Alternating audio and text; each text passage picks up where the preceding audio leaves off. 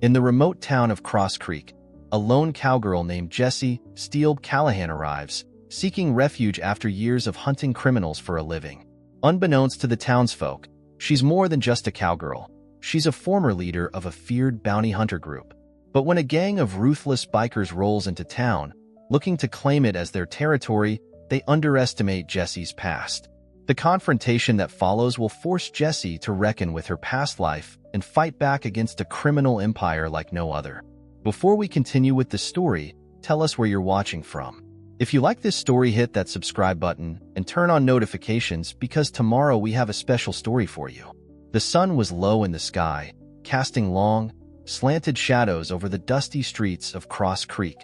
It was a small town, tucked away in the hills, far from the bustling railroads and mining towns of the West. The air was hot and dry, the scent of leather and wood mixing with the faint odor of horses and cattle. The townsfolk went about their business quietly, farmers, traders, and the occasional drifter passing through. But everything changed when she rode into town. Jessie Callahan was a woman whose reputation preceded her, though few knew it in Cross Creek. She had the look of someone who had seen too much, her face hardened by years of survival, and her eyes, blue like the summer sky, were sharp, calculating. She wore a wide-brimmed hat and a coat that had seen better days, but her posture was straight, and the way she handled her horse spoke of experience. Jessie wasn't a stranger to hardship. She was a former bounty hunter, once the leader of a notorious group that hunted the worst of the worst. She had tracked men across deserts, through mountains, and into outlaw hideouts. She had been a legend, feared and respected. But that life was behind her now. She had left the bounty hunting business after her crew was killed in an ambush. The guilt weighed heavily on her heart. Cross Creek was meant to be her new start. As Jessie entered the town, she couldn't help but notice the stares. The people of Cross Creek didn't see many strangers, and certainly not many like her. Her face was set, but she couldn't ignore the tightening in her chest. She didn't need anyone here. She wanted peace, quiet, and the chance to live a life without looking over her shoulder every second. But fate had a way of throwing those plans off course.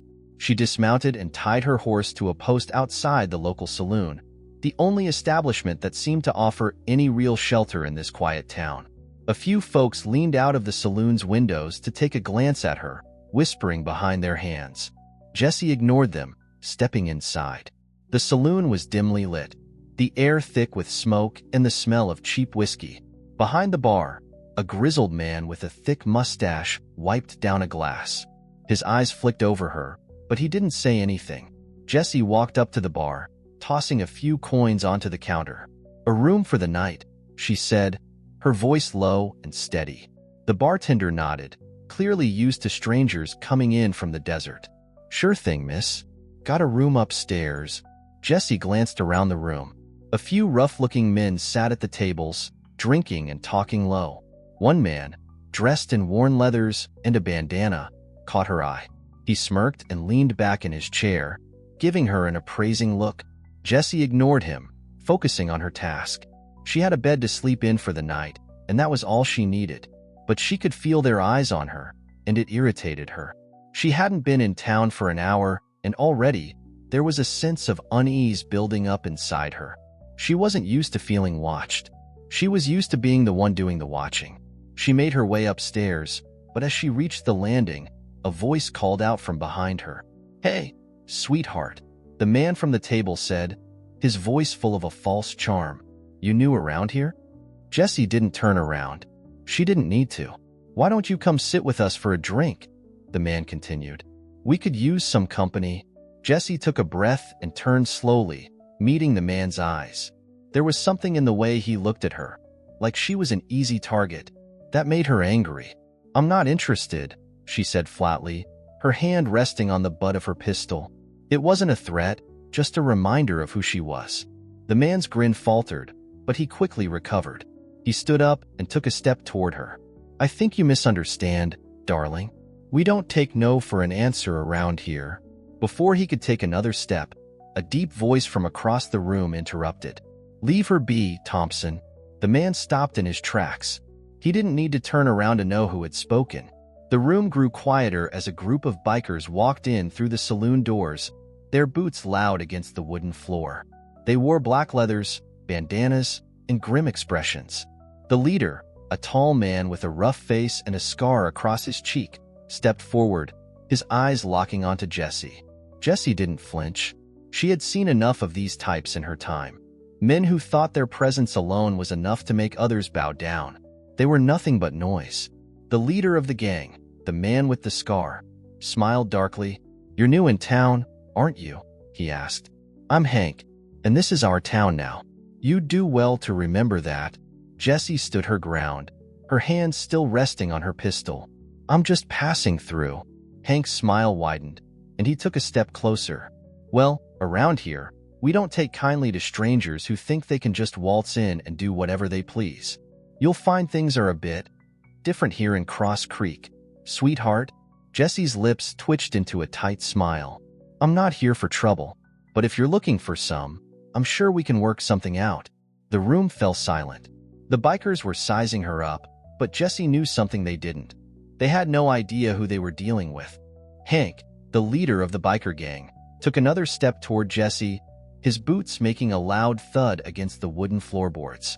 He wasn't a small man, but Jessie was used to dealing with men like him. Men who relied on size and threats to get their way. She had learned long ago that a calm mind and a steady hand were far more powerful than brute force.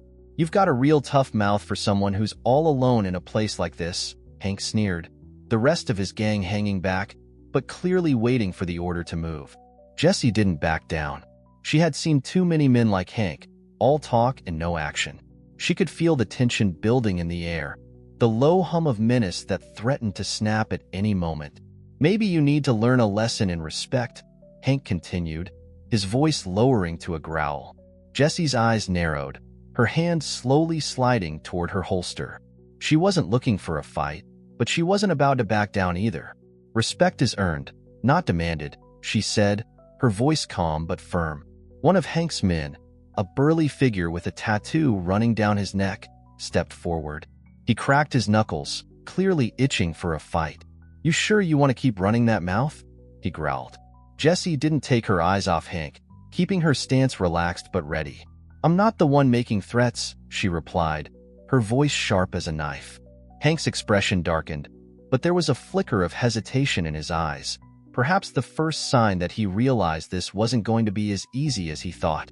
Jessie wasn't just another cowgirl who could be intimidated by the sight of a few tough bikers. She had spent years leading a crew of bounty hunters, tracking criminals, and facing down danger. She wasn't afraid of men like Hank. In fact, she dealt with worse. A moment of tense silence stretched between them. Then, the man with the tattoo reached for his gun, a move that Jessie saw coming before it even happened. Her hand was faster. Before he could even draw, Jessie's pistol was in her hand, leveled and aimed straight at his chest. The entire room froze. The clinking of glasses and the low hum of conversation stopped instantly. Everyone in the saloon was watching now, and Jessie could feel all eyes on her. But she didn't flinch. "I wouldn't do that if I were you," she said, her voice calm, almost bored. Her eyes locked on the tattooed man's, her steady hand keeping the barrel trained on his chest. "You draw on me, and it's over for you." The biker's hand froze, his fingers still twitching toward his weapon. He glanced back at Hank, seeking some form of approval, but Hank didn't speak. Instead, his eyes shifted between Jessie and his men, realizing that this cowgirl was far more dangerous than he had initially assumed. "Put your hands where I can see him," Jessie added, her voice now cold, cutting through the tension. "All of you. Nice and slow."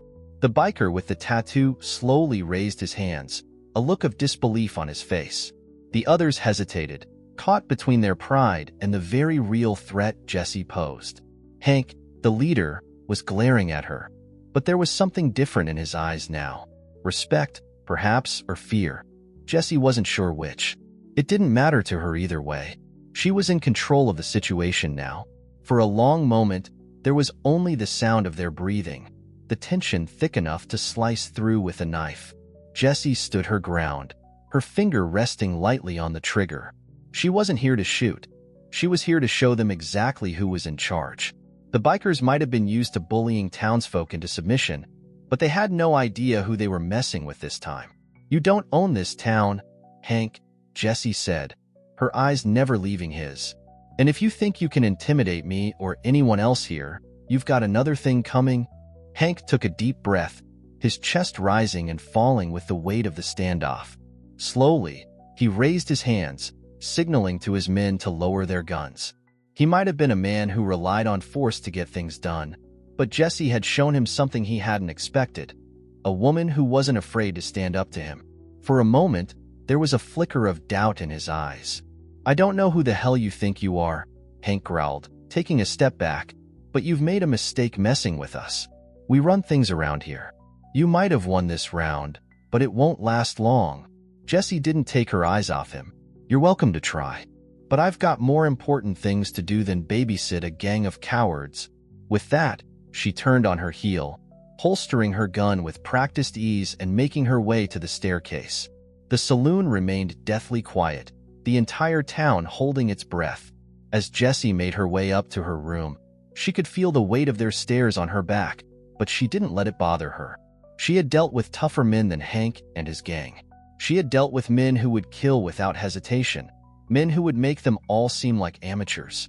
But as she reached the top of the stairs and opened the door to her room, she couldn't shake the feeling that this was only the beginning. Cross Creek might not have been her destination, but it had become something much more dangerous than she'd expected. The bikers wouldn't give up that easily, and Jessie couldn't afford to let her guard down. The question was, how long would it take before Hank and his gang realized that they had underestimated her, and that they would pay the price for it? The next morning came with a thick silence hanging over Cross Creek. The events of the night before had rattled the usual peace of the town, and people went about their work with an uneasy awareness in their eyes. Jessie Steele Callahan was still in town, and she had made a statement that no one would soon forget. No one had dared challenge her after that standoff, and the few who had seen it unfold were already whispering her name. But Jessie wasn't one for basking in the glow of her victory. She didn't need anyone's respect. She wasn't in Cross Creek for a fight. She was here to lay low. The gang of bikers that had rolled into town, led by Hank, was a reminder of her past life. She'd faced down men like him more times than she cared to count. Outlaws, criminals, gang leaders, and had always walked away with what she needed. But that was before the ambush, before her crew was wiped out. Now, Jessie was alone. She didn't want to make waves, but she also wasn't about to let anyone, especially these bikers, push her around. Jessie sat at the small table in her room, a piece of stale bread in front of her that she had little interest in eating. Her thoughts were as sharp as the knife she kept in her boot. Last night's confrontation was still fresh in her mind. Hank might have backed down for now, but Jessie knew he wasn't finished.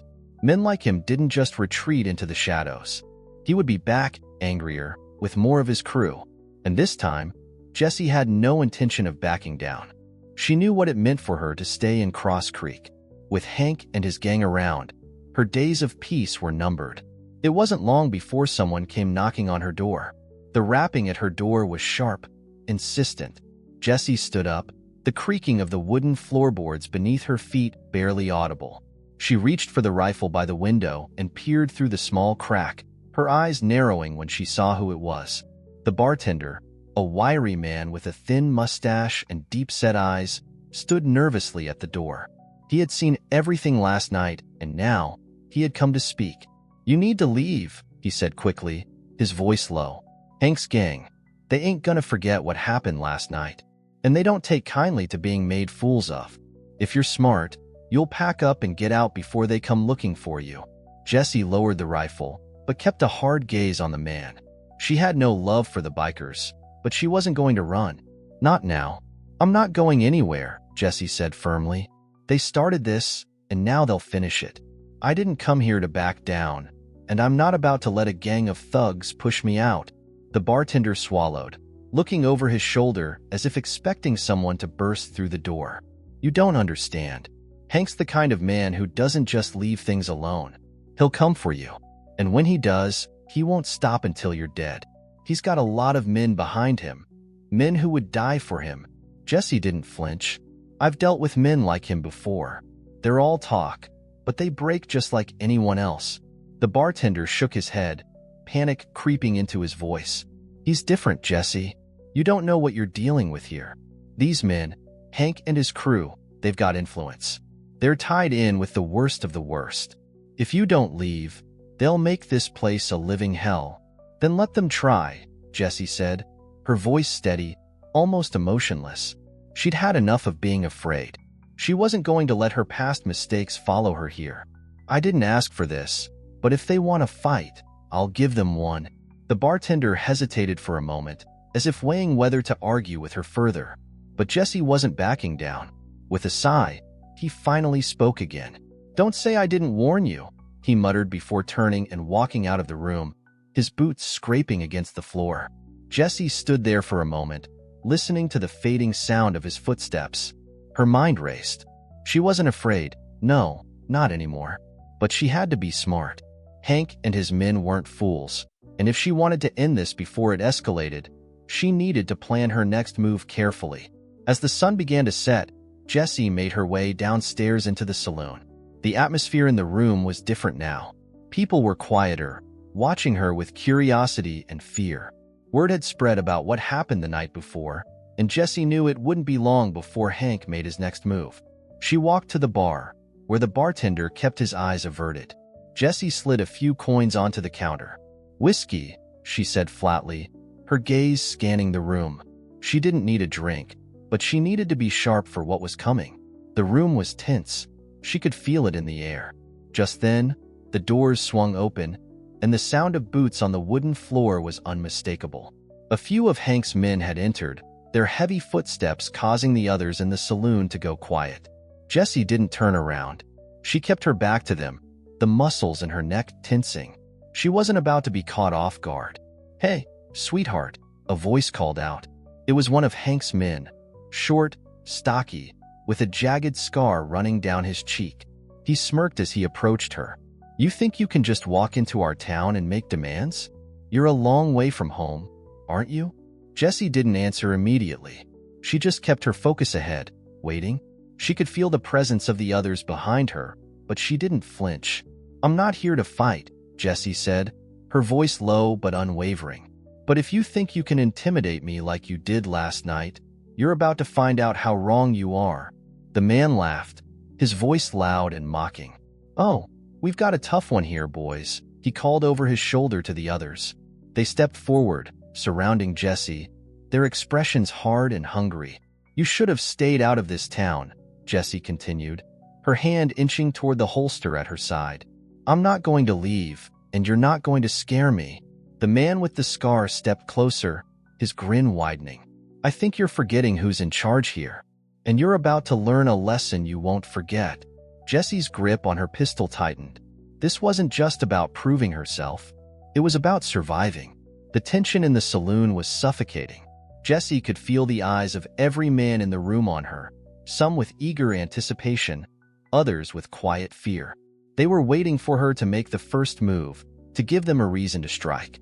But Jessie wasn't going to give them that satisfaction. She wasn't here to start a fight. She was here to finish one. The man with the scar stepped even closer, his dirty boots scraping the floor. His breath stank of whiskey and tobacco as he leaned in, his lips curling into a sneer. "You're a tough one, aren't you?" he said, his voice a low rasp. "But even a tough cowgirl can't stop a whole gang. You should have learned that last night, but now you're about to learn it the hard way." Jessie didn't flinch. She didn't even blink. She kept her focus, her hands still. Her heart was steady, but her mind was sharp.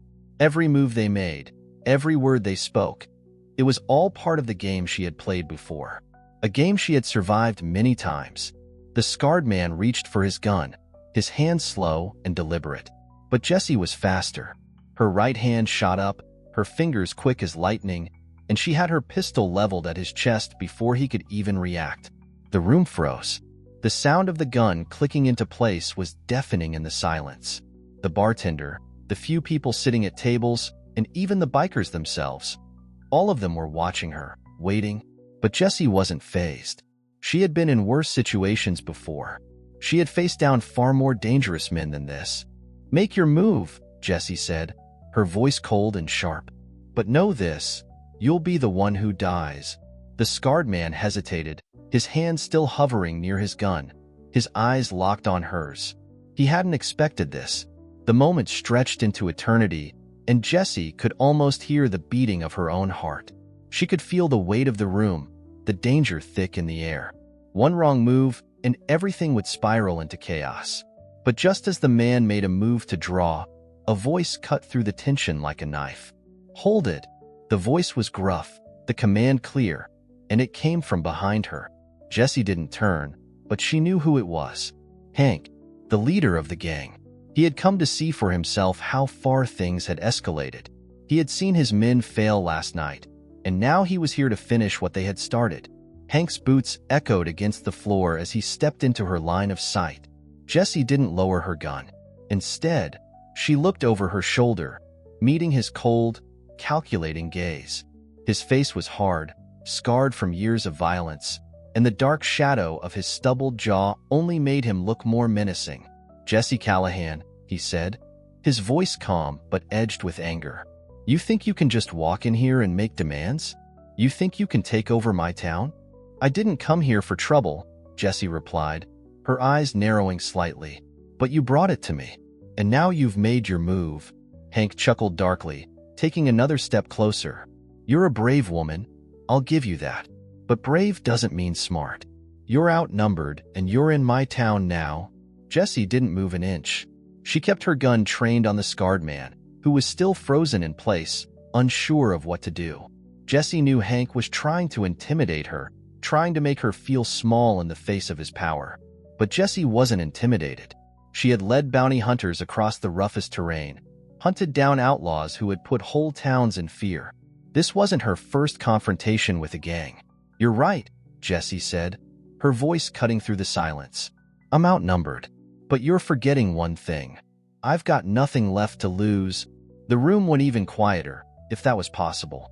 The men behind Hank shifted slightly, sensing the change in the air. They could feel the shift in power.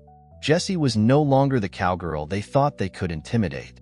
She was someone different, someone who had already walked through hell and come out stronger. Hank's eyes flickered for just a moment, a hint of uncertainty breaking through his confident exterior. But then, his grin returned, cold and malicious. "You think you've got what it takes?" he spat. "You're nothing but a ghost of a past life. You and your pretty little gun won't stop what's coming. This town is ours. You're just a woman who doesn't know her place."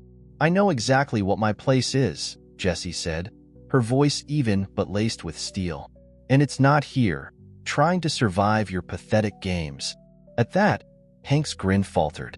He clearly didn't expect this kind of resistance, but he wasn't about to back down either. He nodded to the scarred man, signaling for him to move. Jessie's eyes never left him. The scarred man reached for his gun again, but Jessie was already one step ahead. She wasn't just a quick draw, she was precision. As he moved to draw, Jessie fired a single shot. The bullet slammed into the gun he was reaching for, knocking it from his hand and sending it clattering across the floor. The man yelped in pain, stumbling backward, clutching his arm. The room was silent, save for the clatter of the gun skittering across the floor.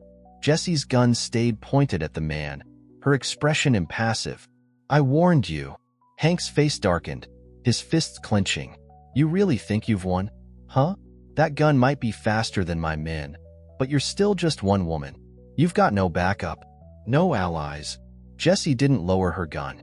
"I've had worse odds than this, and I've come out on top. So unless you want to get yourself killed, you better start thinking about how you're going to leave this place." The tension in the saloon reached a boiling point.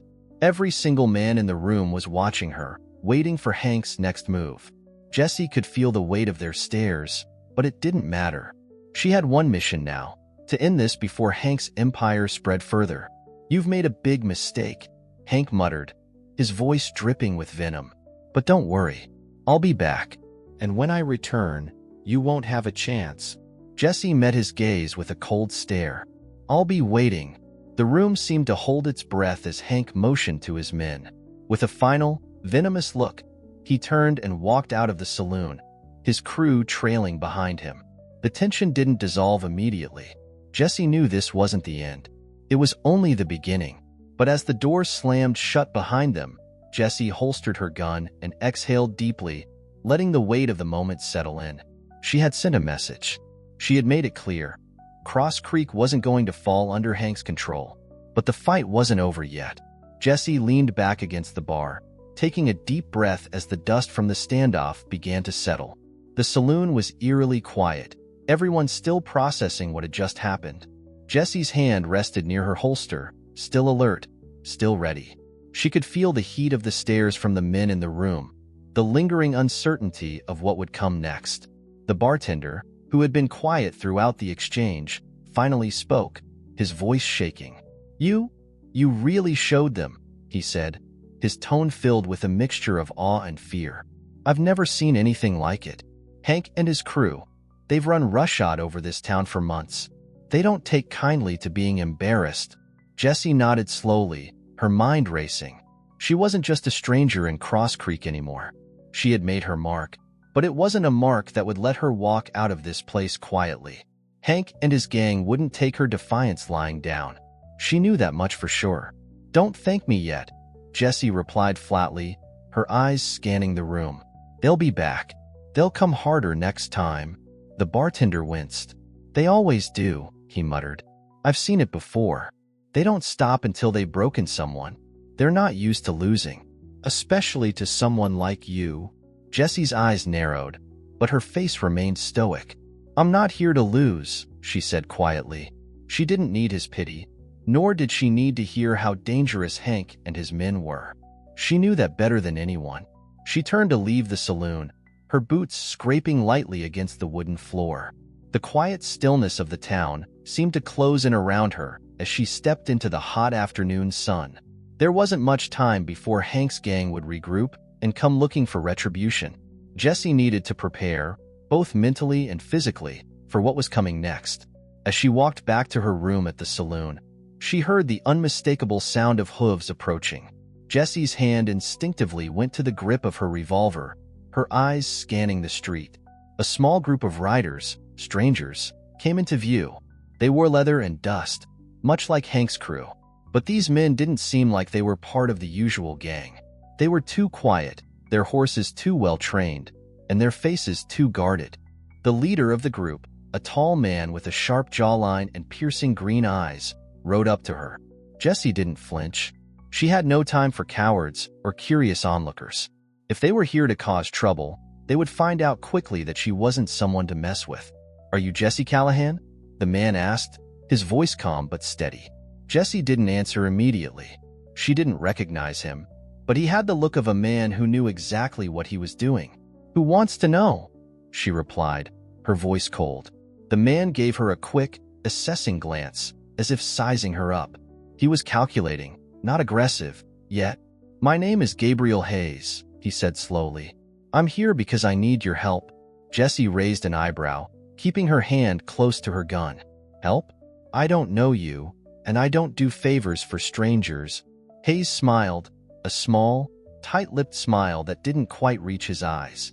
"I've been following Hank and his gang for a while now.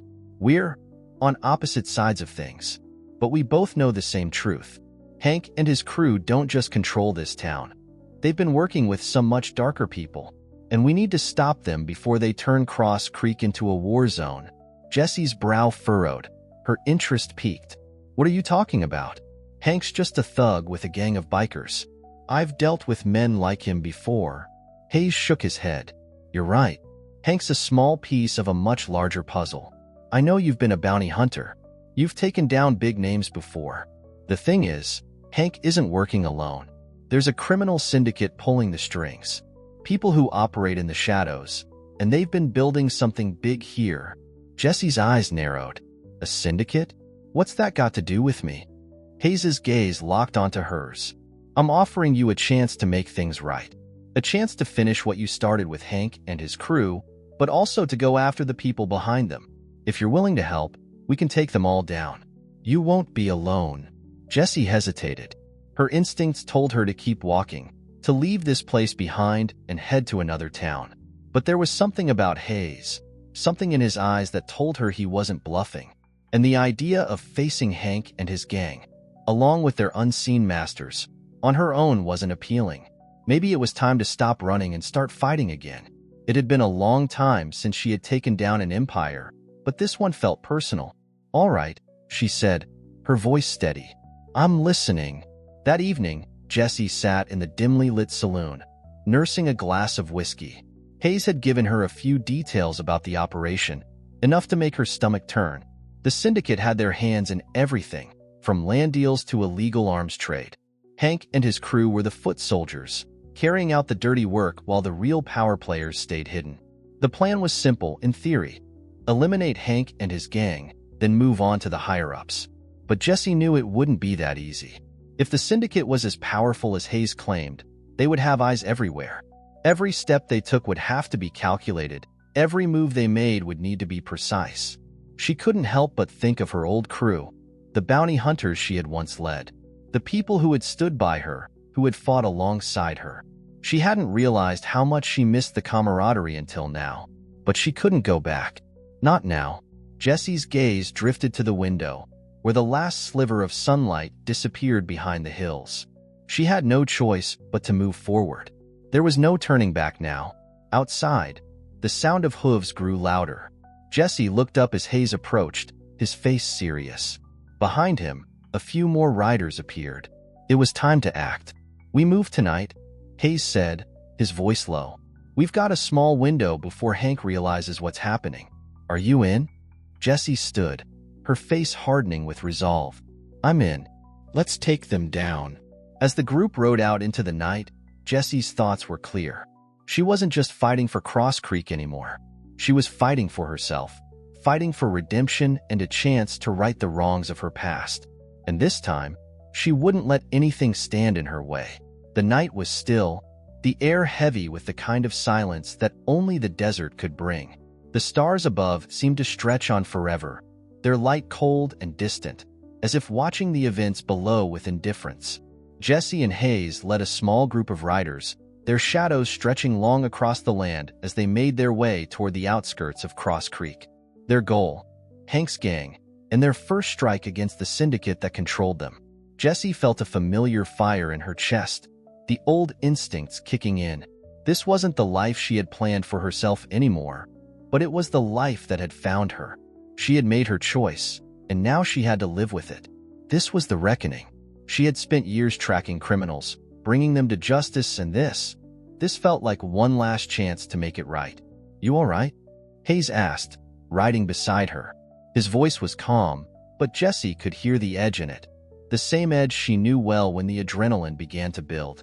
"Been through worse," Jessie replied, her eyes scanning the road ahead. "Just keep your head in the game." They had been riding for hours, the horses' hooves kicking up the dust, but Jessie wasn't tired. She hadn't been tired since that fateful day when her crew was ambushed. That day, when everything she had worked for had been shattered in an instant. She hadn't let herself rest since. The anger, the guilt, it had kept her moving, kept her searching for a purpose. And now, she had one. In the distance, the faint outlines of a small shack came into view. It was one of Hank's hideouts, a place where the gang had been known to gather for meetings and planning.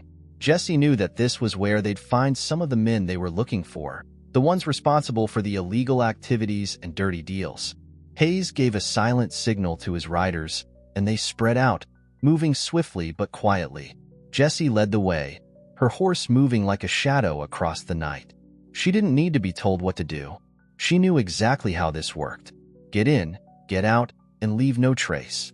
But as they drew closer to the shack, Jessie's gut tightened. Something felt off. The air was too still. When they reached the shack, Jessie gestured for everyone to dismount. The group spread out, taking cover behind nearby rocks and brush, weapons drawn. Hayes moved to Jessie's side, his voice barely a whisper. "This is it," he said, his face grim. "Hank's crew isn't alone here. They've got a few other guys working for them. Stay sharp." Jessie nodded, her eyes scanning the dark windows of the shack. The last thing she needed was to be caught off guard. She adjusted her grip on her rifle, ready for whatever was about to unfold. With a deep breath, Jessie moved forward, her boots making no sound on the earth. She reached the door of the shack and pressed her ear to it, listening. Inside, there was muffled talking, voices low, urgent, but she couldn't make out the words. It was enough to confirm her suspicion. Something big was going down. She gave a subtle nod to Hayes, who signaled the others to move in. Jessie took a step back, kicking the door open with a swift, powerful motion. The door crashed against the wall, splintering on impact. Inside, chaos erupted. Men scrambled to their feet, reaching for their weapons, their surprised faces turning to anger as they saw Jessie and the rest of the riders burst through the door. Shots rang out immediately, the sound sharp and terrifying in the confined space. But Jessie wasn't surprised. She ducked low, firing a warning shot into the air to disorient them. "Drop it," Jessie shouted, her voice clear and commanding. She had seen enough of these kinds of standoffs to know that if you didn't take control immediately, you lost it. For a split second, everything stopped. The bikers froze, some of them looking at each other in confusion, others glaring at her, clearly unwilling to back down. But Jessie's reputation was already in the air. They had heard about her, probably from Hank's men. Jessie steeled Callahan, the woman who didn't flinch, the bounty hunter who had turned criminal empires to dust. A man near the back of the room, one of Hank's enforcers, reached for a shotgun, but before he could raise it, Jessie was already on him. Her gun was faster than his aim, and the man crumpled to the floor, the shotgun skittering across the room. "You can all walk out of here with your lives," Jessie said coldly, stepping over the man's fallen body. Her eyes locked on each man in turn. "Or you can stay and fight, and I'll send you to the same place you've sent countless others." The men exchanged looks, sizing up their options. Some were still hesitant, their weapons lowered slightly. Jessie could see the doubt in their eyes. They didn't know whether to be afraid of her, or whether to make one last attempt at taking control. "Smart choice," Jessie muttered as they slowly lowered their weapons. No one had moved to fight yet. Hayes stepped forward, signaling for his men to secure the room. Within moments, the shack was under control. There were no casualties on their side, though the bikers had taken some hits. Jessie's crew had acted quickly, efficiently. The criminals in the room had been left with no choice but to surrender. "Get them tied up," Jessie said. "We've got work to do." The quiet of the shack was replaced by the sound of boots on dirt as the men were led outside. Jessie stood by the door, her gaze sweeping across the surrounding desert landscape, her mind already working on the next move. "You did well," Hayes said, his voice low. "But this isn't over. We're just getting started." Jessie's eyes flicked back to him. "I'm not here for a slow burn. If Hank and his crew think they can keep running this town, they're wrong. But this isn't just about them anymore. We've got bigger problems ahead." Hayes hesitated before answering. "You've got something bigger in mind, don't you?" Jessie didn't hesitate. "The syndicate. If we want to take down Hank, we need to start pulling at the strings. We need to know who's really behind this. And I have a feeling the real fight is still out there." Back at the saloon later that night, as the winds howled outside and the group gathered around a small table, Jessie's mind raced. The first strike had been successful, but it wasn't just Hank they needed to worry about. The true battle was coming, and Jessie knew that the real challenge would come from the shadows, not from the men they had just subdued. But one thing was for sure, Jessie Callahan was no stranger to battle, and she wasn't backing down. The night had fallen heavier now, and the air in Cross Creek had grown cooler. The saloon was quieter than usual, its patrons still nervous from the events earlier. They knew Jessie wasn't just some passing cowgirl. She was a force to be reckoned with, and Hank's gang wasn't going to let things lie quiet for long. The silence in the room felt like the calm before another storm, and Jessie knew that Hank and his men would be plotting their next move. She wasn't about to give them the chance to regroup. Hayes sat across from her at the table in the back of the saloon. Rough maps spread out in front of them. The light from the lantern cast shadows across his face, giving him an almost predatory look as he leaned forward, tracing his fingers along the lines of the map. "We've taken down Hank's men, but they're just the tip of the iceberg," he said, his voice steady but filled with urgency. "We've got to go deeper if we're going to destroy their operation for good. And that means going after their suppliers, their buyers, the ones who are really pulling the strings." Jessie nodded, her hand wrapped around her glass of whiskey. She took a long sip, the liquid burning down her throat. feeling the heat rise within her. The world outside the saloon seemed far away, distant, unimportant compared to the task at hand. There was something personal in this fight for her. Hank's crew was just the beginning. The syndicate was the heart of the problem, and it was going to take everything she had to bring them down. "I'm not in this to clean up the scraps," Jessie said, her voice low and steely. "I didn't come back to this life to chase ghosts. We need to find out who's behind all of this. The real power." Hayes leaned back in his chair, his eyes thoughtful. "I've been digging into their operations for months. The men Hank's been working with, they've been running things out of a few different hideouts around the region. But they're careful. Too careful. I don't have names yet." Jessie's expression hardened. "Names are what we need. We don't go after shadows." "Agreed." Hayes met her gaze, his eyes hardening. "I have a contact. A man who knows the syndicate's dealings better than anyone. But he's not exactly easy to approach." Jessie raised an eyebrow. "You don't strike me as someone who has trouble making connections." Hayes grinned, though it didn't reach his eyes. "This guy's different. His name's Ashford, a former member of the syndicate, and now he's hiding out in a small mining town about 2 days from here. He's a man who knows where the bodies are buried. And I mean that literally." Jessie leaned in, her elbows on the table. "So we go find him, get him to talk, bring down the whole syndicate." Hayes hesitated for just a moment before speaking again. "It's not that simple. Ashford won't just talk. He's a survivor, and he won't trust anyone unless we prove we're serious." Jessie took a deep breath, her mind already working through the options. She wasn't used to waiting around. She didn't have time to mess around with hesitation or subtlety. If they wanted Ashford to talk, they had to make an impression. "I'll go," Jessie said firmly. "I'll talk to him. If anyone can convince him, it's me." Hayes raised his hands in surrender. "I didn't think you'd back down. But be careful. Ashford's not just hiding because he wants to. The syndicate will be looking for him. And if they find out we're looking for him too, we'll all be in trouble." "I'm used to trouble," Jessie replied with a hard smile. "And I'm not afraid to face it head on." The next morning, Jessie saddled her horse and packed her things. The road ahead was long, but it was the only way forward. She wasn't about to sit around while Hank and his gang licked their wounds.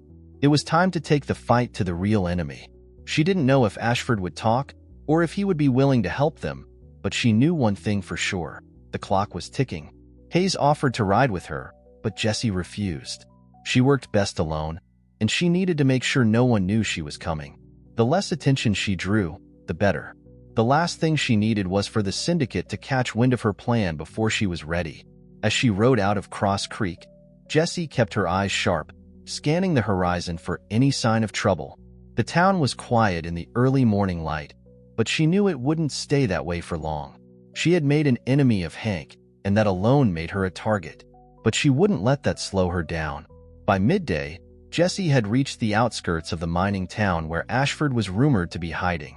The town was small, a collection of wooden buildings and makeshift homes, set against the backdrop of rugged hills and dusty trails. The air was thick with the smell of mining dust and the faint clanging of metal in the distance. Jessie tied her horse to a post outside a rundown saloon, her eyes scanning the area. There was a palpable sense of tension in the air, the kind of tension that only existed in places where people were desperate, where the law didn't reach. Jessie had been to many towns like this, places where outlaws hid, where deals were made in the shadows. She walked into the saloon, the door swinging open with a creak. The dim light inside made it hard to see clearly, but Jessie's eyes quickly adjusted. She wasn't looking for a fight. She was looking for answers, and Ashford was the only one who could give them to her. The bartender looked up as she approached, his face hard and weathered from years of working in places like this. He was used to strangers, but there was something about Jessie that made him wary. "What can I get you, miss?" he asked, his voice rough. Jessie leaned on the counter, her eyes never leaving him. "I'm looking for someone. A man named Ashford. Heard he's been hiding out here." The bartender's eyes flickered, a nervous tick in his jaw. "Never heard of him." Jessie raised an eyebrow. "I think you have." The bartender hesitated. Jessie didn't flinch. She was used to men like him, men who didn't want to get involved, but always had a way of knowing things they shouldn't. "Look," the bartender said, wiping his hands on a rag. "I don't know what you're looking for, but Ashford keeps to himself, doesn't talk to anyone. You're better off leaving him be." Jessie's hand slid to the back of her belt, her fingers brushing the hilt of her knife. "I don't plan on leaving until I get answers. So, either you help me or I'll make you." The bartender's face paled, but he didn't move. Instead, he nodded toward the back of the saloon. "You're gonna find him down there. But I'm telling you, don't push him. He's got a temper."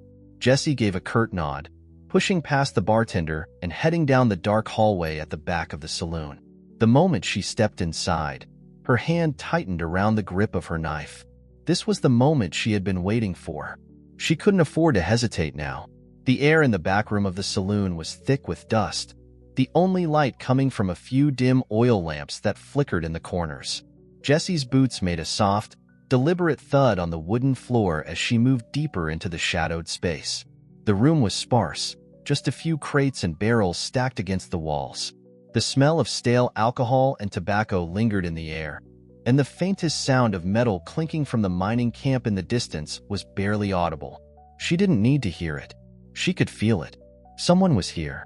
As she reached the far corner of the room, a figure emerged from the shadows. The man was tall, his frame lean but powerful. His clothes were old, patched in places, but his eyes were sharp, piercing green eyes that immediately studied her with a mix of wariness and recognition.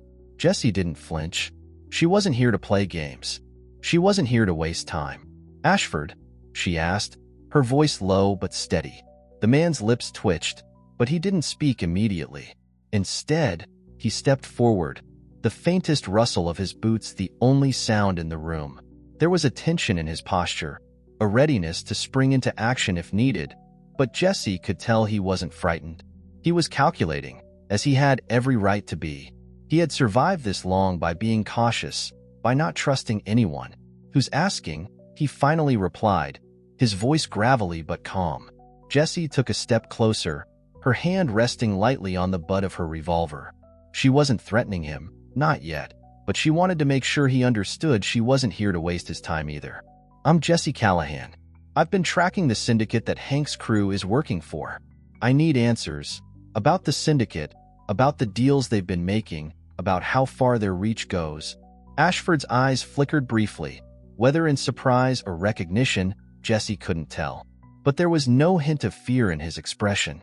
He had clearly been dealing with men like her for years. "You've got guts, I'll give you that," he said, taking a step back toward a chair in the corner. He sat, his movements deliberate, sizing her up as he did so. "I don't know what makes you think I'll help you. I'm not exactly in a position to make enemies of the wrong people." Jessie stepped forward again, her expression hard. "I'm not here to make friends, Ashford. I'm here to end this. And I'm not leaving until I get what I need." Ashford studied her for a long moment, his eyes calculating, and then he gave a short, cynical laugh. "You think I don't know what this is?" he said, shaking his head. "You think I don't know who you are?" Jessie Steele Callahan, the woman who was once the leader of the most dangerous bounty hunter crew in the West, the one who brought down empires, who made men like Hank and his ilk tremble. "What makes you think I'll trust you?" Jessie didn't flinch at the mention of her past. She had lived with the weight of it long enough. She had made enemies, and they had made her into something else, something harder, something colder, but she didn't regret it. It had kept her alive. "I'm not asking you to trust me," Jessie replied, her voice firm. "I'm asking you to help me stop the people who are running things in this town and beyond it. I know what you've seen, Ashford. You've been in the thick of it. You know how deep the corruption goes. This isn't just about Hank's crew. It's about everything they've been building, everything they've been covering up. And if you want to live, if you want to stay out of the crossfire, you're going to help me take them down." Ashford's gaze hardened, but there was a flicker of something else in his eyes. A recognition of the truth in her words, perhaps, or a willingness to confront his own demons. "The syndicate," he began, his voice quieter now. "They've got their hands in everything. Guns, drugs, land deals. They don't just run things around here.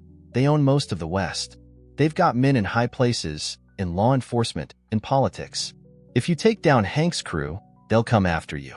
And they won't stop until you're dead. Jessie stepped closer to him, her voice unwavering. I've faced worse, but I'm not doing this alone. I need your help, Ashford. I need to know where they are, who's running the show, and how we can break their hold on this place. Ashford leaned back in his chair, staring at the ceiling for a moment as if debating something internally. The silence in the room stretched on, tense, before he finally spoke again. All right, he said, his voice reluctant but resigned.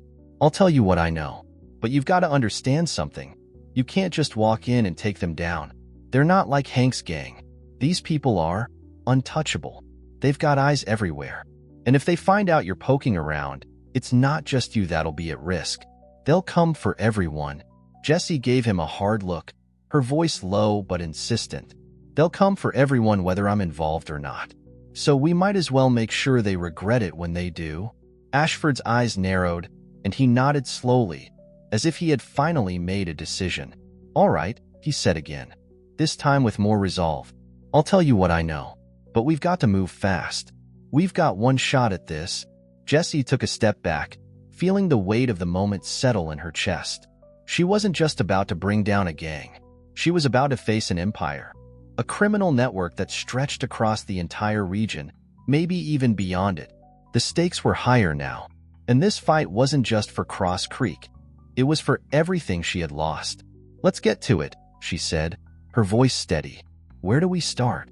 Ashford stood up, walking toward a small table in the corner where a stack of papers lay. He shuffled through them quickly, pulling out a map and a set of documents. He laid them on the table in front of her, and Jessie could feel the weight of the information before even reading it. This is where we start, Ashford said, tapping the map with a finger. The heart of their operation, their biggest deal yet. If we hit this, we'll rattle the cage. And maybe, just maybe, we'll have a chance to bring them down. Jessie didn't hesitate. She reached for the map, studying it carefully, her mind already working out the logistics, the risks, and the possibilities. There was no turning back now. The real fight had just begun. The map Ashford laid out was worn, its edges frayed from years of use. The ink was faded in some places, but the key locations were still clear. Strategic outposts, hidden caches, supply lines that ran deep into the heart of the syndicate's operations. Jessie's eyes moved across the map, her mind calculating, weighing the odds. Every line, every marked location, was a potential battleground. The time for subtlety was over. If she was going to strike, it had to be fast, it had to be precise. Ashford leaned in closer, his finger tracing the area on the map. This is their main stronghold. A ranch out near the cliffs, about 10 miles north of here. That's where they keep the majority of their supplies, where the biggest transactions go down. They've been running guns and other contraband through there, and their connections with the law are all based out of this place. Jessie's fingers grazed the edge of the map as she studied it. A ranch in the middle of nowhere, perfect for an operation that wanted to stay hidden. But Jessie wasn't in the business of letting criminals hide. She knew that to hit the heart of the operation, they had to take control of that ranch. They had to cripple the syndicate's supply lines, and that meant moving and fast. This is where we make our stand, she said, her voice low but full of conviction. She looked up at Ashford, her eyes cold. We hit them hard, cut off their supplies, and make it clear that we won't let them run this town, or any other. Ashford nodded, though there was a trace of uncertainty in his eyes. I can get you close, but you'll be dealing with more than just a handful of men. They've got a dozen at least, maybe more, and they'll be expecting someone to try and take them down sooner or later. We can't afford any mistakes. Jessie's eyes never left the map. She wasn't worried about their numbers. The syndicate had made a mistake by underestimating her before, and now they were going to pay for it. I don't plan on making any mistakes, Jessie replied, her hand resting on her holster. But we move fast. We hit them hard, make sure they don't have a chance to regroup. Ashford seemed to think for a moment, then sighed. I'll gather a few of my contacts, people who owe me. We'll need help if we're going to pull this off. Jessie nodded. She trusted him. But she also knew that when it came down to it, it was her and the few men she could rely on who would have to carry the weight of this operation. The next day, Jessie met with Ashford's contacts, two rough-looking men who had spent their lives in the shadows of the syndicate. They weren't bounty hunters or lawmen, but they knew the land, they knew the syndicate, and more importantly, they knew how to survive. "We're going in blind," Jessie said as she looked at the group of men, all of them armed and ready. "We don't have the luxury of a detailed plan. We move, we hit, and we get out before anyone knows what happened." One of Ashford's contacts, a grizzled man with a scar running down his cheek, grunted. "You make it sound simple, but we all know it's not. These guys don't let anyone just walk in and mess things up. They've got eyes everywhere." Jessie's gaze sharpened, her voice unwavering.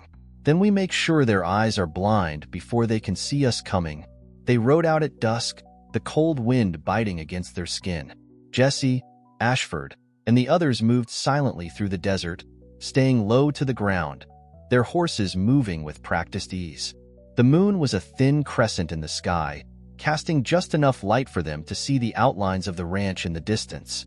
It sat like a fortress in the dark, the low buildings and the sprawling property looking far too quiet. Jessie held up a hand to signal for the group to stop.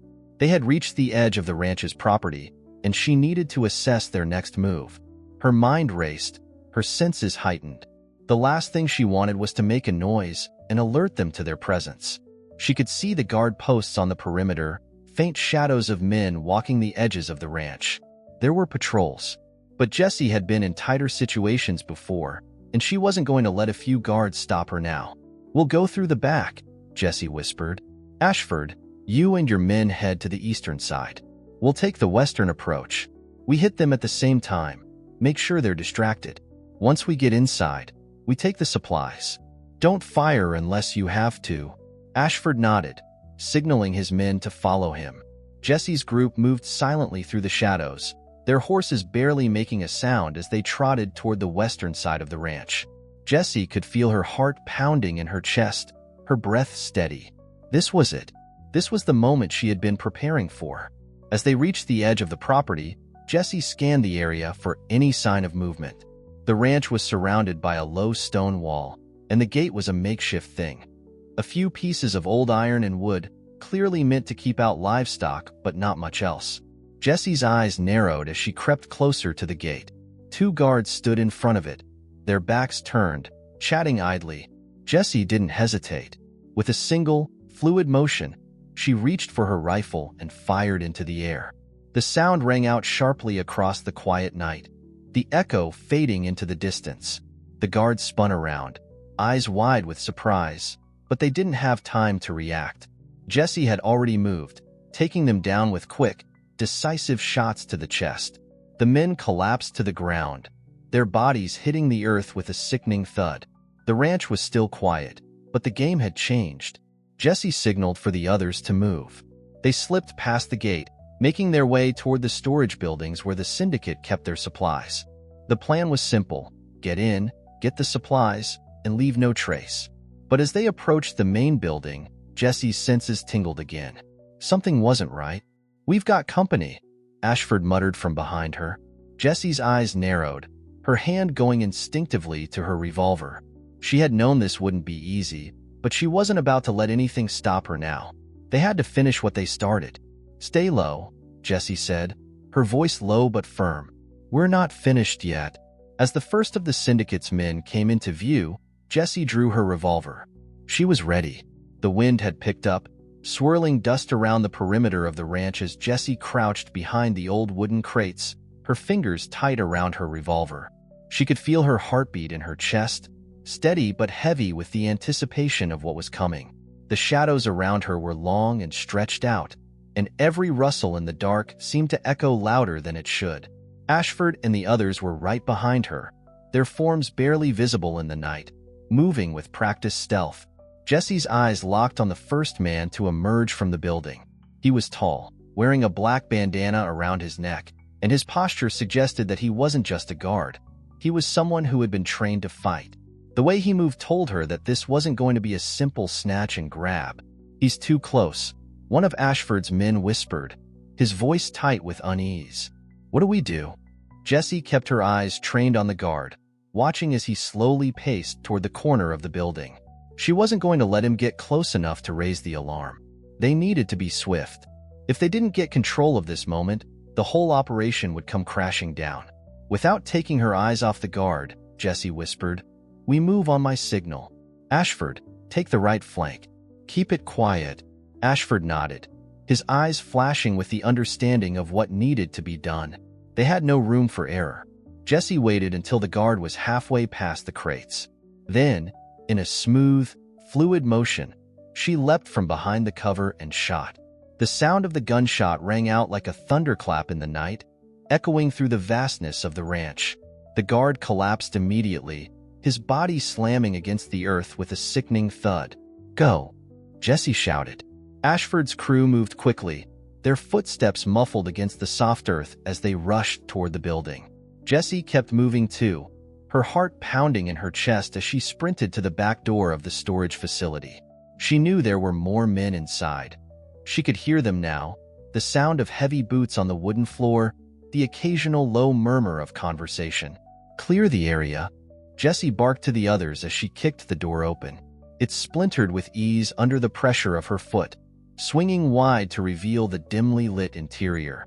Inside, 6 men stood, weapons drawn, surprised by the sudden intrusion. Jessie didn't hesitate.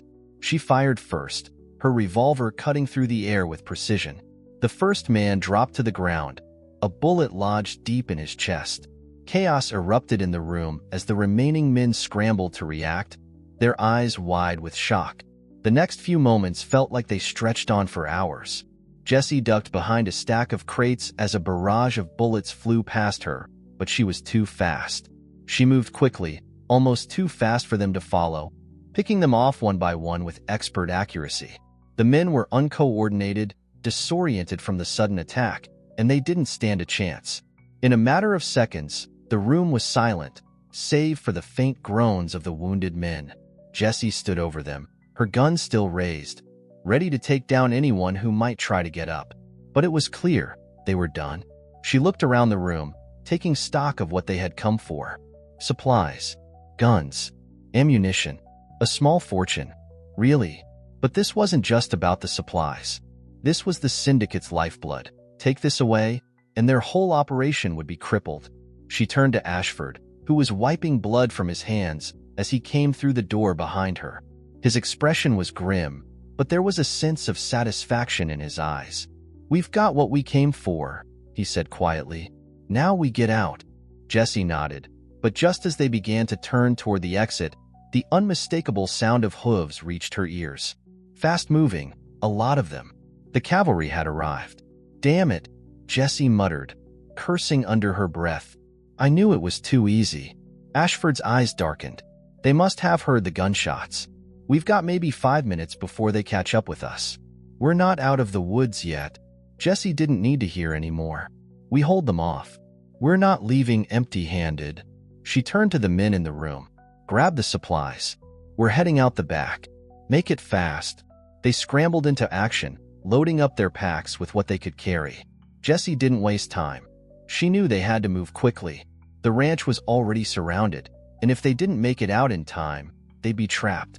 She glanced at Ashford, who was already making his way toward the back door, eyes scanning the horizon for any sign of the incoming riders. "You ready?" Jessie asked, her voice low but filled with determination. Ashford nodded, his hand resting on the handle of his rifle. "Born ready." They moved swiftly toward the back exit, their steps quick and quiet as they darted behind the large storage containers. The night was alive with the sound of approaching horses. Jessie could hear them now, the thunder of hooves getting louder with each passing second.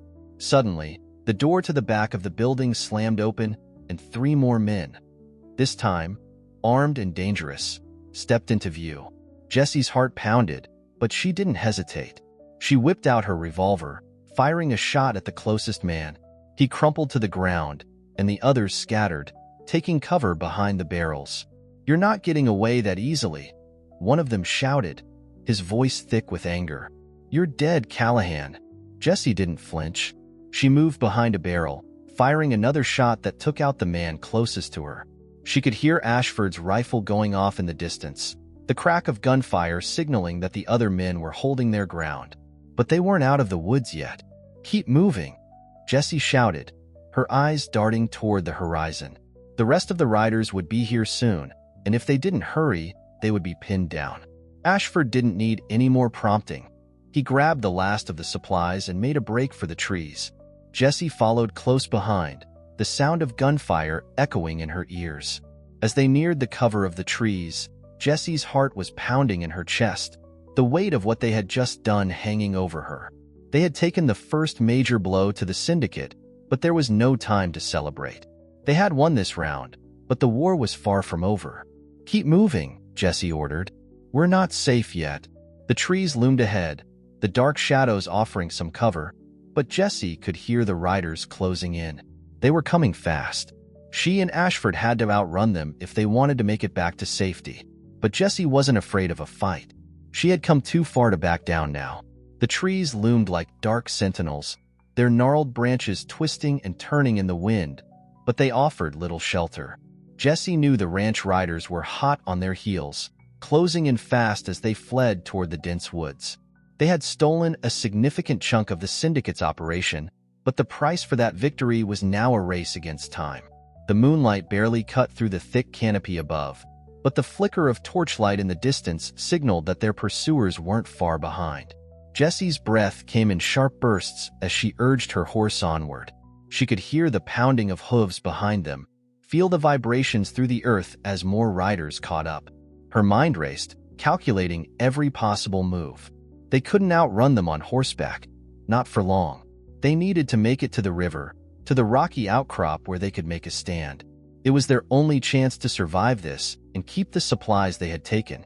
The sound of pursuit grew louder, and Jessie glanced over her shoulder. Ashford was keeping up, but the other men were starting to fall behind. They needed to get ahead, take control of the situation, before it was too late. "Ashford," Jessie shouted, "take the lead. Get them to the river.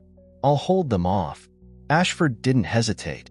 His face was grim but resolute as he nodded and spurred his horse into a faster pace. He was no stranger to this kind of chaos. As he rode off into the night, Jessie heard the others follow, their horses' hooves kicking up dirt and dust. She looked to the east, scanning the landscape for any sign of cover. But it wasn't just the terrain she had to worry about. It was the men on their tails. A dozen riders had split off from the main group. They were closing in fast, and Jessie could see their figures emerging from the trees like shadows, their eyes locked on her. The leader, a big man with a weathered face and a patch over one eye, was riding at the front, his hand resting on the hilt of his revolver. He was leading the charge, determined to hunt her down. Jessie's hand instinctively reached for her own pistol as she turned to face them. "You're not getting away with that, Callahan," the leader shouted, his voice rough and filled with rage. "You think you can just take what's ours and run?" Jessie's fingers tightened around her gun. She didn't need to look back to know they were closing in. The sound of their hooves pounding through the earth was deafening now, and her heart was hammering in her chest. She didn't have time to waste. In a single, fluid motion, Jessie spun her horse around, drawing her revolver as she did. She aimed at the leader, firing a warning shot across his path. The bullet whizzed past his ear, causing his horse to rear up in surprise. The riders behind him hesitated for a moment, unsure of what to do. "Keep moving," Jessie shouted at them. She fired again, her shot landing a few inches from the leader's foot, kicking up dirt. "I'll take care of them. You get those supplies to the river." The leader's face twisted in anger, but he didn't retaliate, at least not yet. He raised his hand, signaling for the rest of the riders to stop. They were used to intimidation, but this was different. Jessie wasn't backing down. "You're a damn fool if you think you can fight all of us," the leader called out. "There's more where we came from." Jessie's lips curled into a cold smile. "And there's more where I came from, too." Before he could react, Jessie wheeled her horse around, her mind already working on the next move. She spurred her horse forward, and as the men scrambled to catch up, she ducked behind a large boulder near the edge of the river. Her horse slowed to a trot as she waited, keeping her breathing steady. She had a few minutes, just a few, before they would be on top of her. As the riders reached the clearing where she was hiding, Jessie heard the leader's gruff voice. "Split up. She's got to be around here somewhere. Don't let her get away. The sound of hooves splintering the silence sent a pulse of adrenaline through Jessie's veins. Her heart was beating faster now, but she stayed calm. This was her element. Her mind was sharp. She knew how to move in the shadows, how to anticipate her enemy's next move. When the first rider appeared in the clearing, Jessie didn't hesitate. She drew her pistol and fired. The shot was clean, fast, and precise, catching the rider in the shoulder and sending him toppling from his horse. He hit the ground hard, and the rest of the riders froze, eyes wide with surprise. "Keep moving," the leader shouted again, clearly frustrated. But his command was met with hesitation. Jessie didn't wait for them to regroup. She fired again, the second shot taking down another rider, this time hitting him square in the chest. As his body hit the ground, Jessie spurred her horse into a gallop, charging straight through the clearing and toward the river. The sound of gunfire rang in the air behind her, but she wasn't about to stop. She reached the riverbank just as Ashford's group appeared on the other side, their horses making splashing sounds as they waded through the shallow water. The rocky outcrop loomed ahead, the perfect place to make their stand. Jessie's group would be safe there, at least for now. She turned her horse toward the bank, riding fast. But the leader and his men were still chasing her, determination written all over their faces. Jessie had bought them a few precious moments, but they were still coming. She needed to hold them off long enough for Ashford and the others to get to safety. As the first rider crossed into the river, Jessie took her shot, knocking him from his horse and sending him tumbling into the current.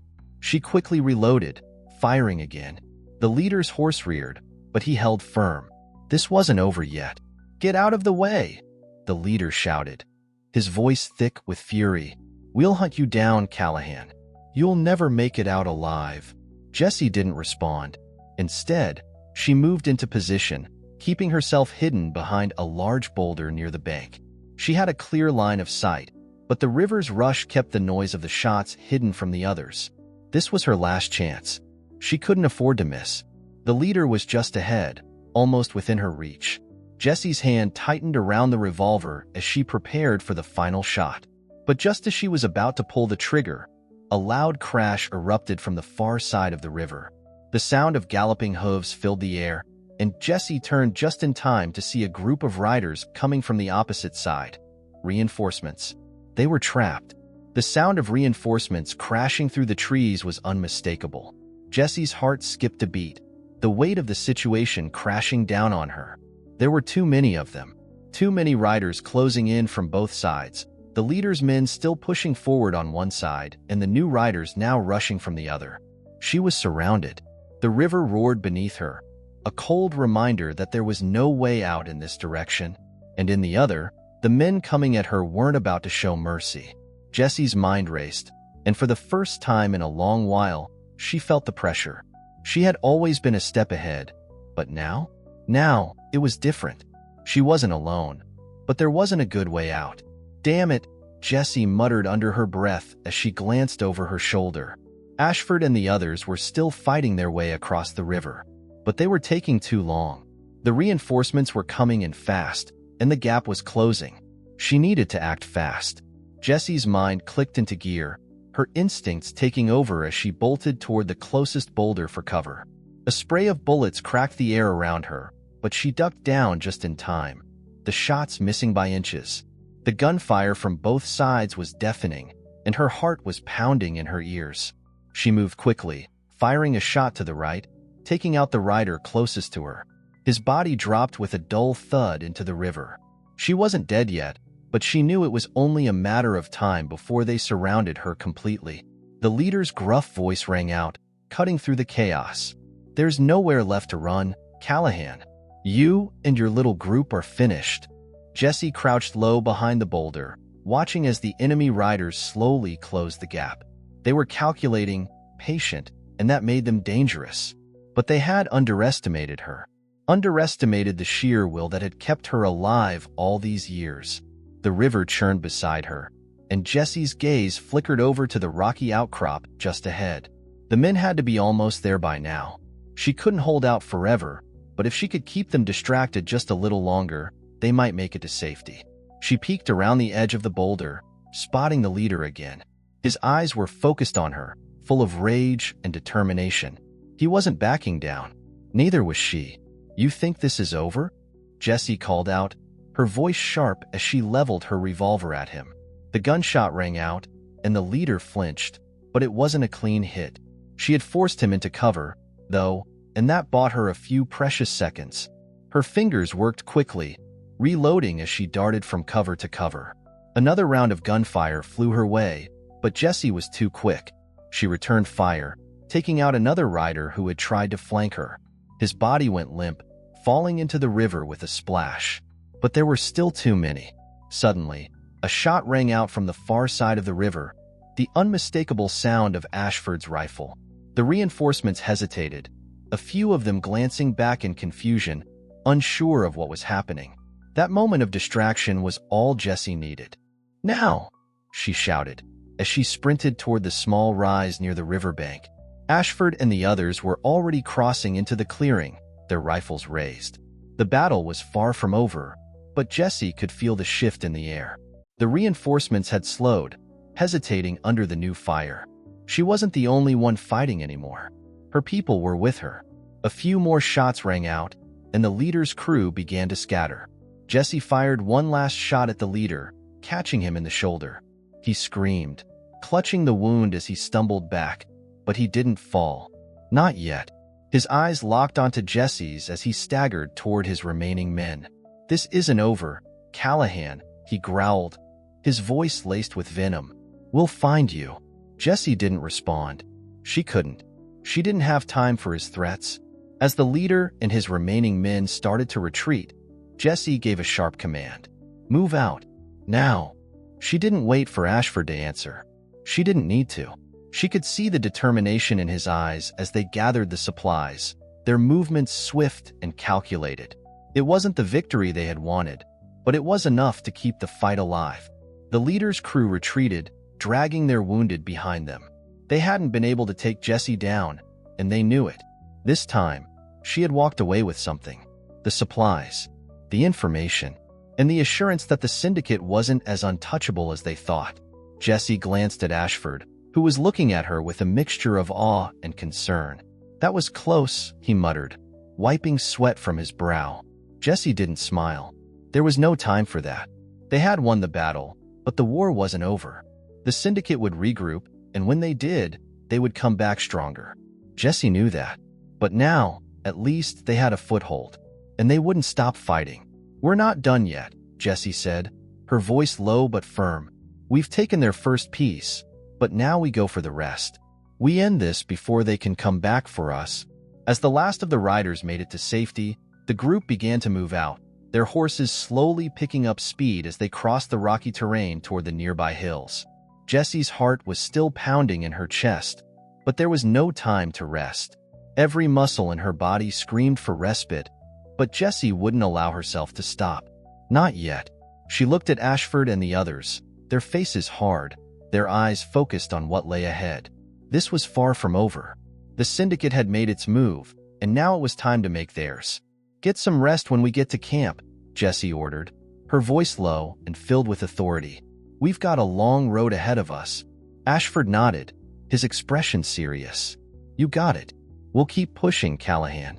You've got our back." Jessie glanced over her shoulder toward the distant lights of Cross Creek. It was a long way off, but they had come this far.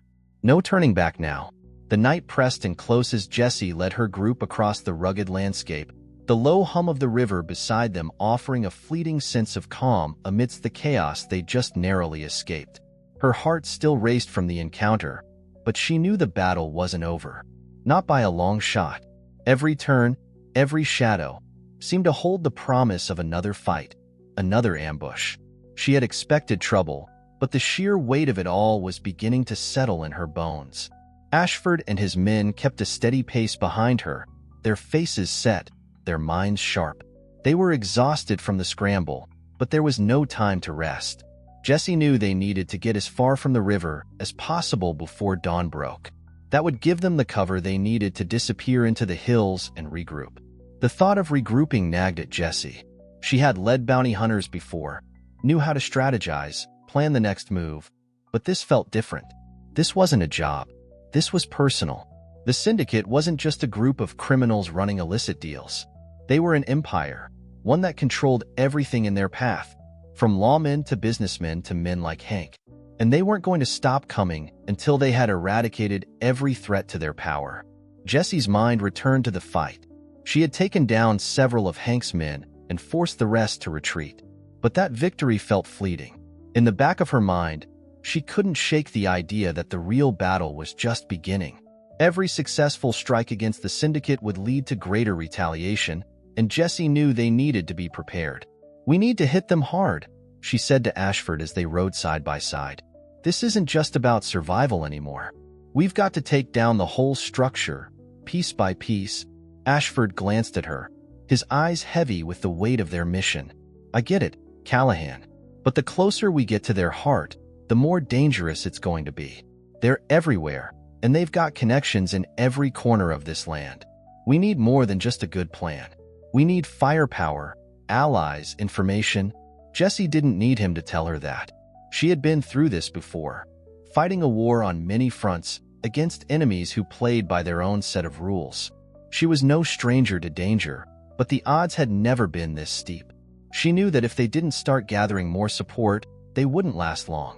"We'll find our allies," Jessie said, her voice unwavering, "and we'll make them regret ever thinking they could control this land."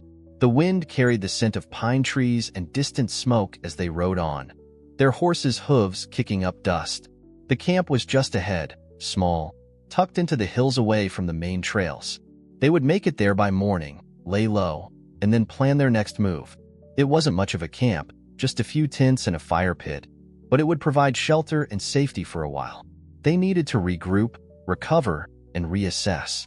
As they approached, the camp's silhouette emerged against the dark sky. The first rays of dawn had begun to creep over the horizon, bathing the world in an eerie twilight. Jessie urged her horse into a trot, her mind still racing, her thoughts shifting from tactics to the reality of what they were about to face. "Once we're set up, we go after their supply lines next," Jessie said, her gaze fixed ahead. "We take out their resources, cripple their supply chains. That's where their power lies." Ashford nodded. "We're going to need some serious backup for that kind of operation. We can't take on the syndicate alone." Jessie's fingers tightened on the reins as they reached the camp. She knew Ashford was right. They couldn't take on the entire syndicate without reinforcements. The question was, where could they find those reinforcements? Who could they trust in a world where the law was compromised and loyalty came at a price? As they dismounted and began to set up camp, Jessie's mind turned to the only person she could think of who might be able to help, someone from her past. A man who knew the syndicate well, a former bounty hunter who had once been part of her crew before disappearing without a trace. His name was Jake Colton. Jake had always been a bit of a lone wolf, a man who trusted few but always got the job done. Jessie hadn't seen him in years, but she knew that if anyone could provide the kind of firepower they needed, it was Jake. The problem was, she didn't know where he was. But if she was going to do this, if she was going to take down the syndicate, she would need his help. "You got a plan to get him?" Ashford asked, reading her expression. Jessie nodded slowly, looking down at the campfire that had begun to crackle in the center of their small camp. "I'll find him. We'll track him down. He won't be easy to find, but he's out there. And when I find him, we'll have the backup we need to make our next move." The next day was spent in quiet preparation. The men in the camp gathered what little supplies they had left from their raid, checking their weapons, rationing food. Jessie kept to herself mostly, her mind occupied with the task at hand. She knew that finding Jake wouldn't be easy. He had always been elusive, moving like a shadow through the west. But she had a lead. He was last seen in a town a few days' ride from Cross Creek, a town called Ironwood. Ironwood wasn't far, but it wasn't exactly a place Jessie wanted to return to. The last time she had been there, it had been under much different circumstances. The town was a rough one, full of drifters and outlaws, and she hadn't left with the best of memories. But if Jake was anywhere, that was the most likely place. "I'm heading to Ironwood," Jessie told Ashford as she saddled her horse. "I'll need you to keep the camp safe while I'm gone. If I can't find Jake there, I'll head further west." But Ironwood's the best lead we've got. Ashford nodded. Be careful, Callahan. Ironwood's not exactly the kind of place you want to walk into without backup. Jessie gave him a look, her expression grim. I'll be fine. I've walked through worse than Ironwood. Just keep an eye on the men and keep the supplies hidden.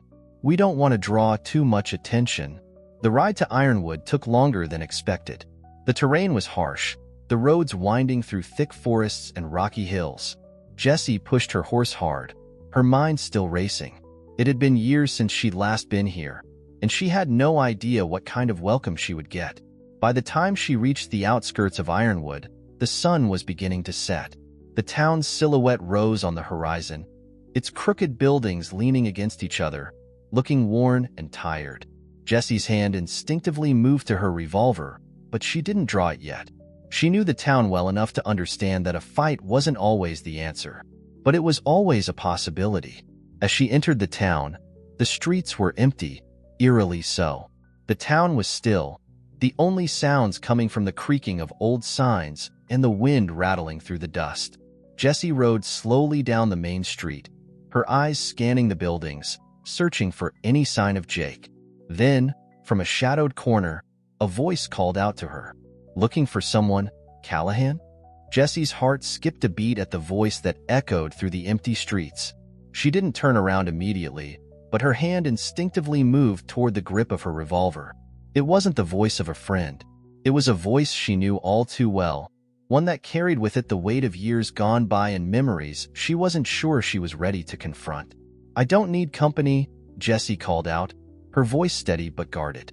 She didn't look back, not yet. She needed to see who it was, needed to get a better sense of the situation before she acted. The figure stepped out from the shadows, and Jessie's eyes narrowed as he emerged into the light. A man with a weathered face, scruff along his chin, and a deep scar running across his right cheek. It was Jake Colton, the man she'd been searching for.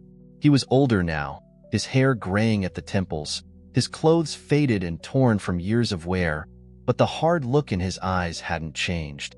He was still the same man who could shoot faster than most, and who always seemed to be 2 steps ahead of everyone else. The same man who had been part of her crew, and who had disappeared without a trace years ago. Well, well, Jake said with a crooked grin. Look who's back in Ironwood. Jessie Callahan, as I live and breathe.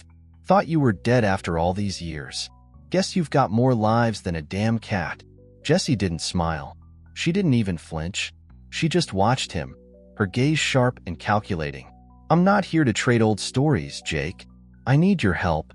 Jake's grin faded slightly, his eyes scanning her face. Help? The great Jessie Callahan needs my help? Guess things must really be bad. Jessie clenched her jaw, feeling the frustration rise in her chest. You know I wouldn't come to you unless it was serious, Jake. The syndicate's still running things, more powerful than ever. They've got their hands in everything. And now they're after me, after anyone who stands in their way. You know what they can do. Jake's eyes flickered, just a brief spark of something. Maybe it was recognition, or maybe it was the fading remnants of the bond they once shared. He shifted his weight, the sound of his boots crunching against the dust. And you think I'm the one to help you take them down? I know you can help me, Jessie said, her voice unwavering. I've fought them on my own for too long. I'm not asking for favors, Jake. I'm asking for a way to end this, once and for all. Jake ran a hand through his graying hair, the faintest trace of a sigh escaping him. He looked down the street, his gaze distant, like he was weighing the options, like he was trying to decide whether to take this fight on or let it go. You've changed, Jessie, he said quietly, his voice carrying the weight of years. You were always a storm waiting to happen. Now, you're more than just a woman hunting bounties. You're hunting ghosts. This fight you're looking for, it won't be like the ones before. These people, they're untouchable. They'll tear you apart. Jessie's gaze never wavered. I've already lost everything, Jake. I've lost friends, I've lost a crew, and I've lost myself in the process. But if you're saying it's not worth the fight, then why don't you just walk away? Jake studied her for a long moment, as if searching for something in her face. He didn't speak for several seconds, and Jessie felt the tension rise in the air. This wasn't just about the syndicate anymore. This was about their past, about the choices they had both made. Finally, he spoke again, his voice quieter, more resigned. You really don't understand, do you? The syndicate, they don't just have power. They have roots everywhere. They've got eyes in every corner of this country, and they know how to make people disappear without a trace. You think we can just ride into their lair and bring it all down? Jessie's jaw tightened. She knew the risk. She knew how deep the corruption ran. But that didn't stop her. I don't care what it costs. I'm not running anymore. Jake's eyes softened, and for the briefest moment, Jessie saw the old Jake.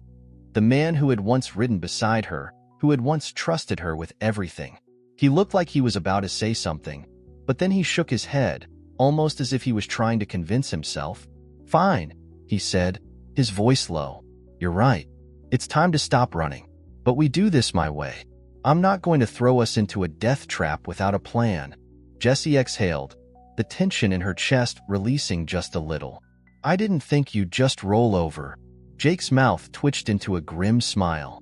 I've learned a few things since I left, Jessie. And one of them is that you don't take on a criminal empire with just your guns and a dream. We need allies, we need resources, and most of all, we need information. The syndicate's strength is in their secrecy. If we're going to bring them down, we need to expose them for what they really are. Jessie's eyes flicked to the small, dusty saloon behind them. Where do we start? Jake's gaze turned serious, his voice dropping even lower. We start by gathering intel. I know someone in this town who has seen the syndicate's dealings firsthand. He's a gambler, a man who's spent years working under their thumb, watching their every move.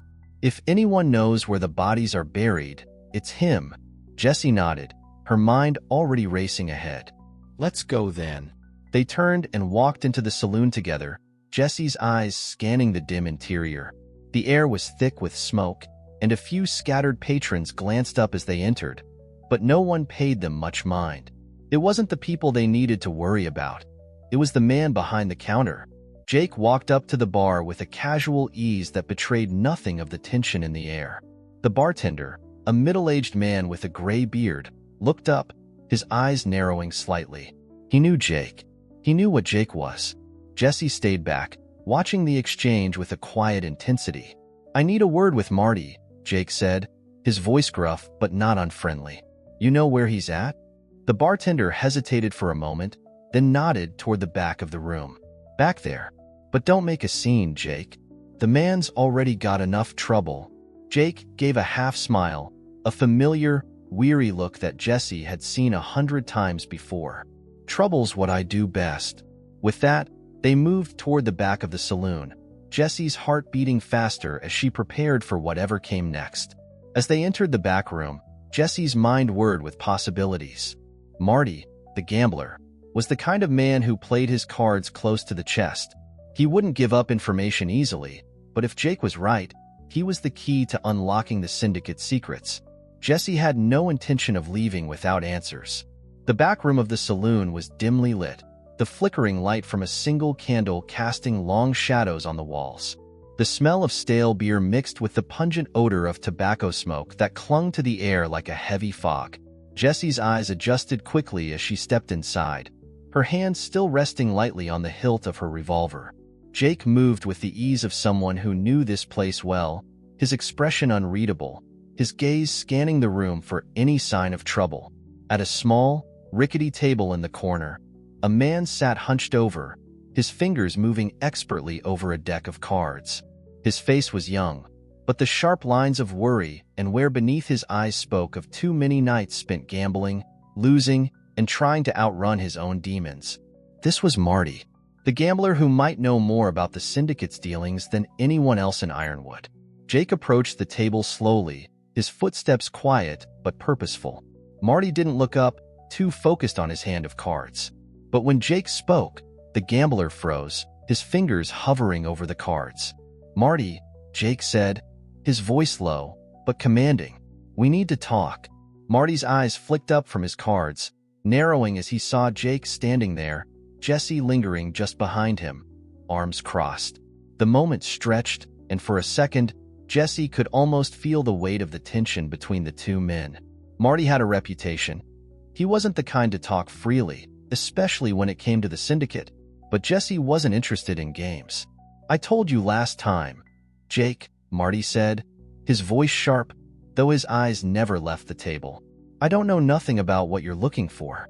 I'm just a simple man trying to make a living." Jake's expression hardened. "Cut the crap, Marty. You've been involved with the syndicate for too long not to know what they're up to. Now, if you don't want trouble, you're going to tell us what we need to know. We need to know who's really pulling the strings." Marty shifted uncomfortably in his seat, but he didn't speak immediately. Jessie could see the fear in his eyes. He knew exactly what Jake meant. The syndicate wasn't the kind of organization you crossed without paying a price. Marty wasn't dumb. He knew that if he helped them, the syndicate would eventually come looking for him. But if he didn't, he might find himself under their thumb forever. "Listen, I've told you everything I know," Marty muttered, his voice quieter now, almost pleading. "I've seen them, the men, the deals they make, but I'm not involved in all that. I just play cards, deal when they need me. That's it. You don't know who you're messing with." Jake took a step closer, his voice low and menacing. "We're not asking for a favor, Marty. You owe me, and you owe this town. The syndicate's been running this place into the ground. You don't want to be on their bad side, but you don't want to be on ours either." Marty's eyes darted nervously around the room, his fingers tapping against the table. "I'm not involved in the dirty stuff. You want names? You need to talk to someone who knows more than I do. There's a man, an informant, goes by the name of Bishop. He's been moving through the syndicate circles for years. I've seen him slip in and out of places where they do their dealings." Jessie stepped forward, her voice cold but steady. "Where can we find him?" Marty hesitated, chewing his bottom lip, his eyes flicking to Jake for reassurance. He looked scared, like he didn't want to give up this information, but also knew that he didn't have a choice. "He's been hiding out in the old church on the edge of town. No one goes there anymore. It's a perfect spot for him to lay low, away from the syndicate's men. If you want to find him, that's where you'll have to go." Jake glanced at Jessie, his expression hardening. She knew what that look meant. They had a lead now, a way to move deeper into the heart of the syndicate. Marty was scared, but he had given them what they needed. "Thanks, Marty," Jake said, his tone now almost casual, though there was a clear edge to it. "You've done the right thing. But if you cross us, or if you cross anyone else, there won't be a place in this world where you'll be safe." Marty swallowed hard, his face pale. "I don't want any part of this, Jake. Just don't hurt me. I've given you what you need. That's all I can do." Jake nodded, his eyes never leaving Marty's face. "Get yourself out of here, Marty. You've got a little time. Don't waste it." Jessie didn't wait for another word. She turned on her heel and walked toward the door, her boots clicking softly against the wooden floor. She could hear Jake's voice one last time as they exited. "I'll be back for you if this goes south, Marty. Don't forget that." The saloon door swung open, the sound of it echoing in the stillness outside. Jessie's mind was already racing, calculating the next move. They had the information they needed. Bishop, the informant, was their next step, and if Marty was right, he could give them the names, the locations, everything they needed to bring down the syndicate. "Let's move," Jessie said to Jake, her voice sharp as she mounted her horse. "We can't waste time."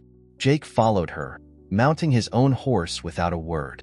They rode side by side through the town, the quiet streets stretching out before them like a ribbon of opportunity. The sun was beginning to set, casting long shadows across the dusty road, and Jessie knew that if they didn't get to Bishop soon, they might lose him. The syndicate wouldn't let a loose end slip through the cracks. But they had made their move, and now there was no turning back. It took them less than an hour to reach the church on the outskirts of town. The building was old, abandoned, and weather-worn, standing alone in a patch of overgrown land. It seemed like an odd place for an informant to hide, but Jessie knew better than to underestimate a man who had lived in the shadows of the syndicate for years. If anyone could survive under the radar, it was Bishop. They dismounted and crept toward the entrance, the sound of their boots muffled by the grass and dirt. Jessie's eyes flicked to the windows of the church, but there was no sign of movement. She knew better than to assume that meant it was empty. Bishop had been hiding for years. He wouldn't make it easy. Jake stepped forward, pushing the door open just enough to peer inside. The creak of the hinges sounded impossibly loud in the otherwise still evening. "Looks like no one's home," Jake whispered, though his tone was cautious. Jessie didn't trust it. She motioned for him to stay back, her hand sliding to the revolver at her side. She didn't want to make a sound. This place wasn't just abandoned. It was a trap. They needed to be prepared for anything. Jessie took a step forward and pushed the door open all the way. The door creaked open fully, revealing the dim, dust-filled interior of the old church.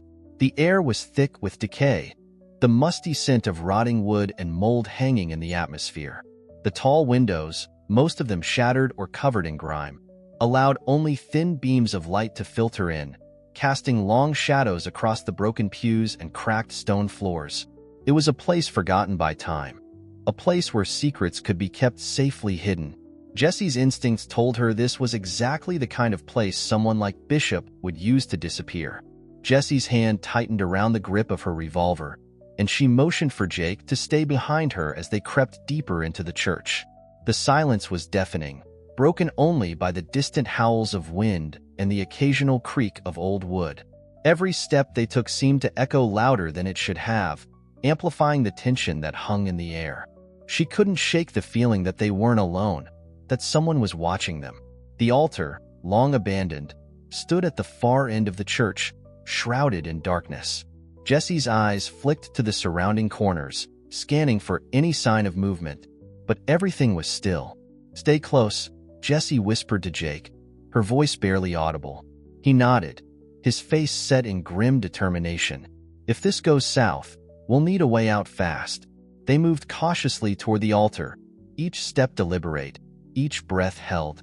When they reached the steps leading up to the altar, Jessie paused, her senses heightened. She scanned the room once more, her eyes locking on the farthest corner, where a small door, barely visible in the shadows, stood ajar. That was it. Bishop was hiding there. Without a word, Jessie moved toward the door, keeping her body low to avoid being seen through the small cracks in the wood. As she neared the entrance, she motioned for Jake to follow, her hand on the door handle. She hesitated for just a moment, listening for any sound that might give away their presence. The silence remained unbroken, the only sound the beating of her heart in her chest. Then, with a swift motion, Jessie pushed the door open. Inside, the room was smaller than expected, a cluttered mess of old crates, papers, and discarded belongings. But it was the figure sitting at the far side of the room that caught Jessie's attention. A man, older than she remembered, his hair graying and unkempt, but his eyes still sharp, still alert. His face had the hard lines of a man who had spent years in hiding, in the shadows, always looking over his shoulder. "Bishop," Jessie said, her voice steady but firm. "I'm here for answers." The man looked up slowly, his expression unreadable, but there was a flicker of recognition in his eyes. He didn't speak immediately, his gaze shifting from Jessie to Jake and back again. "I don't know what you're after, Callahan," Bishop said quietly, his voice gravelly from years of disuse. "But if you've come looking for the Syndicate's secrets, you've come to the wrong place." Jessie took a step forward, her hand still on her gun. "I'm not here to waste time, Bishop. We need to know everything. Names, locations, anything you have on the Syndicate. You're the only one left who can help us." Bishop chuckled bitterly, a sound that echoed in the cramped room. "You think I haven't tried to get out of this mess? You think I don't know what they'll do to me if I talk?" Jessie's eyes hardened. "I know what it costs, but you don't have much time left. The Syndicate will come for you, whether you give them up or not." Bishop's eyes narrowed, his jaw tight. "You don't understand what you're getting into. The Syndicate's power isn't just about money or muscle. It's about control. They own everyone. People in positions of power, lawmen, politicians. No one is safe. Not even you. We're already in this fight, Bishop," Jessie shot back. "We're not running.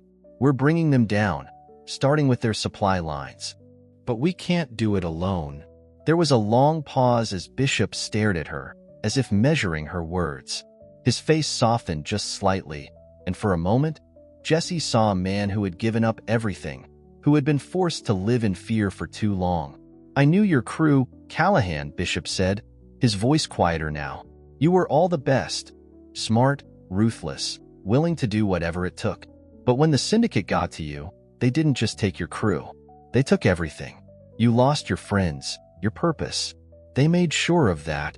Jessie didn't flinch. She had heard it all before. But it still stung, still weighed on her. I'm still here, Bishop. And so are you. You can either help us take them down, or let them keep using you as a pawn. But either way, it's time to make a choice.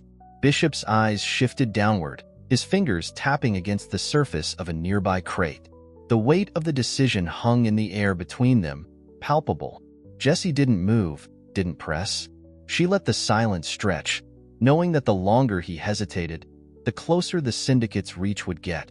Finally, Bishop sighed, his shoulders slumping as if the weight of the world had settled back onto him.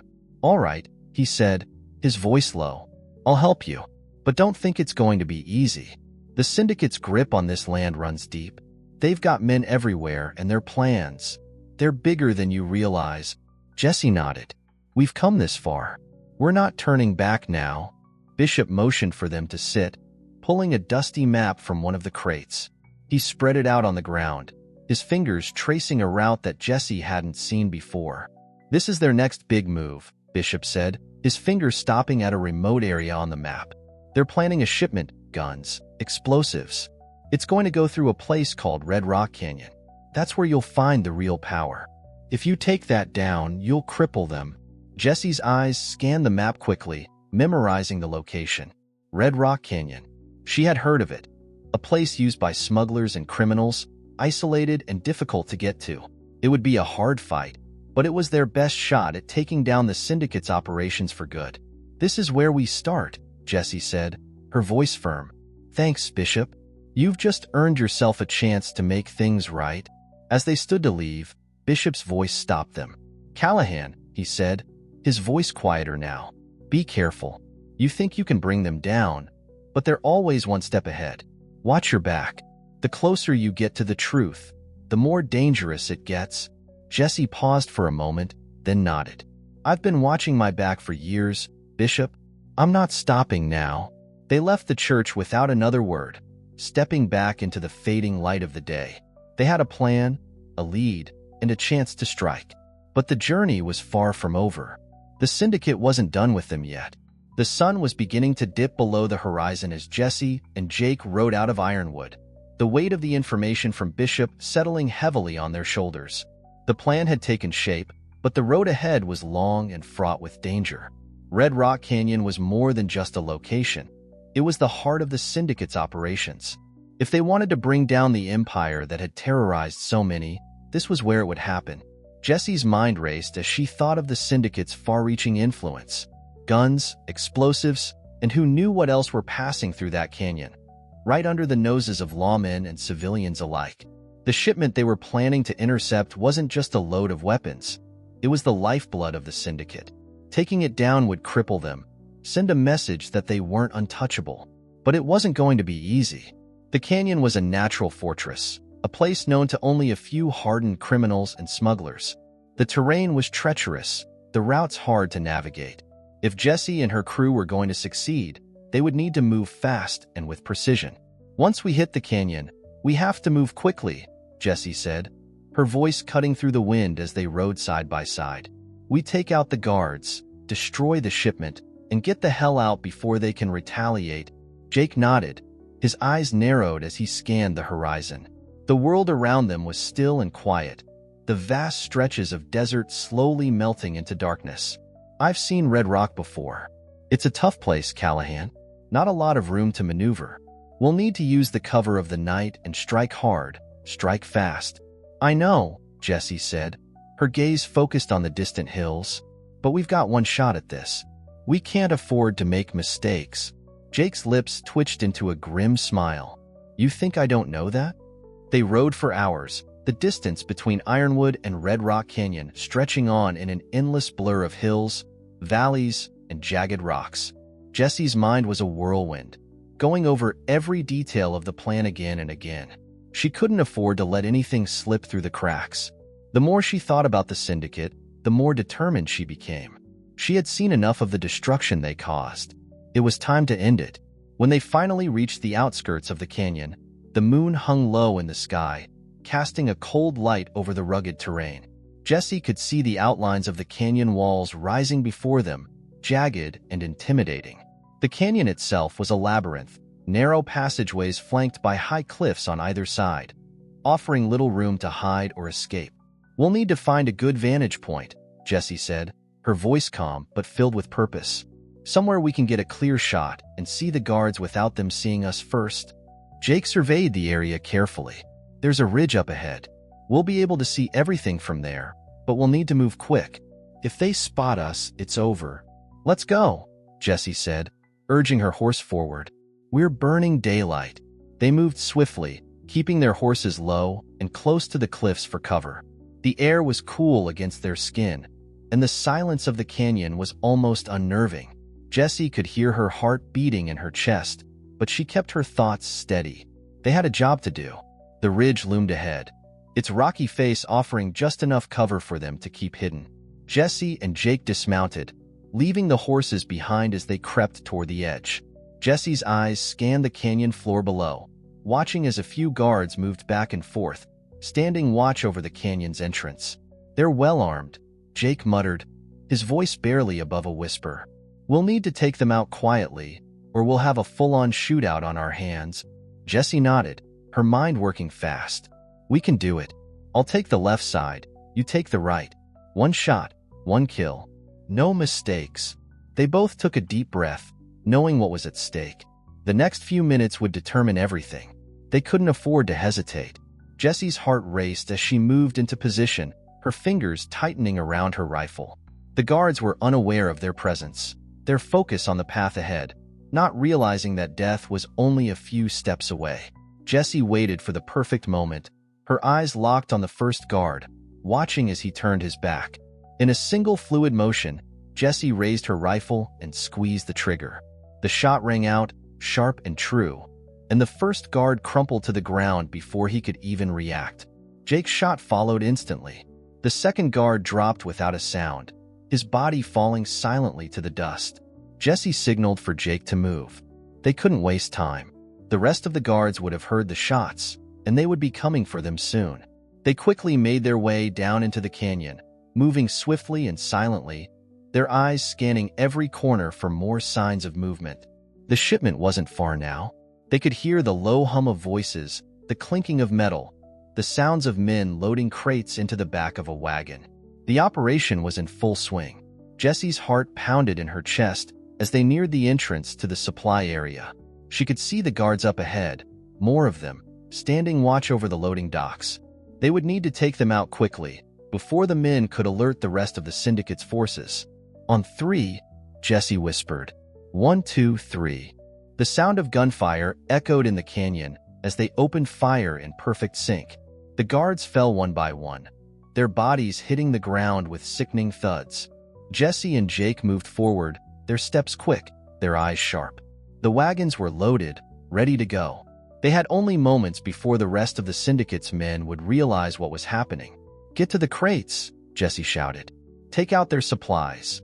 Guns, explosives, anything that will slow them down." Jake moved quickly, ripping open crates and setting fire to the contents with swift, precise motions. The smell of burning would fill the air as the first set of crates ignited. The sound of men shouting in panic reached Jessie's ears. The guards were starting to realize what was happening. They scrambled for their weapons, but Jessie and Jake had already made their move. Jessie fired once more, catching another guard in the leg and sending him to the ground. The rest of the men scattered, trying to regroup, but it was too late. The syndicate's shipment was gone. Their resources were destroyed. But Jessie knew this wouldn't be enough to stop them. This was only the beginning. "Move," Jessie shouted to Jake. "We've done enough damage. Let's get out of here." They ran back toward the exit, the sound of gunfire and shouting behind them. They had to make it out of the canyon before the rest of the syndicate's men could organize a counterattack. But just as they reached the canyon's exit, Jessie froze. A rider appeared in the distance, too fast, too familiar. The leader of the syndicate's men, the one who had sworn they would never walk away from this fight. "Damn it," Jessie muttered. "They're already here." Jesse's heart skipped a beat as the rider emerged from the shadows, his horse galloping hard across the canyon floor. The leader. Jessie recognized him instantly. The man with the scar on his face, the one who had promised that they wouldn't leave the canyon alive. He was closing in fast, the gleam of his rifle catching the dim light of the moon as he rode. "Jake," Jessie shouted, her voice sharp with urgency. "We have to move now." Without a word, Jake sprang into action, grabbing the reins of their horses and leading them toward the narrow pass. They didn't have time to think. The leader and his men were too close. Jessie could hear the pounding of hooves behind her, growing louder with each passing second. "Go. Get to the pass," Jessie shouted as she mounted her horse, her fingers gripping the reins so tightly they ached. She glanced over her shoulder just as the leader raised his rifle and took a shot. The bullet whizzed past her ear, too close for comfort. Her horse reared, and she had to pull hard on the reins to steady it. Jake was already a few paces ahead, urging his horse forward, but Jessie didn't wait for him. She spurred her own horse into a full gallop, charging toward the narrow passage ahead. The canyon walls loomed on either side, too tight for their pursuers to follow easily. The sound of gunfire echoed across the canyon as the leader fired again. Jessie ducked low, narrowly avoiding the second shot. She needed to get out of the open, needed to find cover, but there was nowhere to hide. The path ahead was the only way out.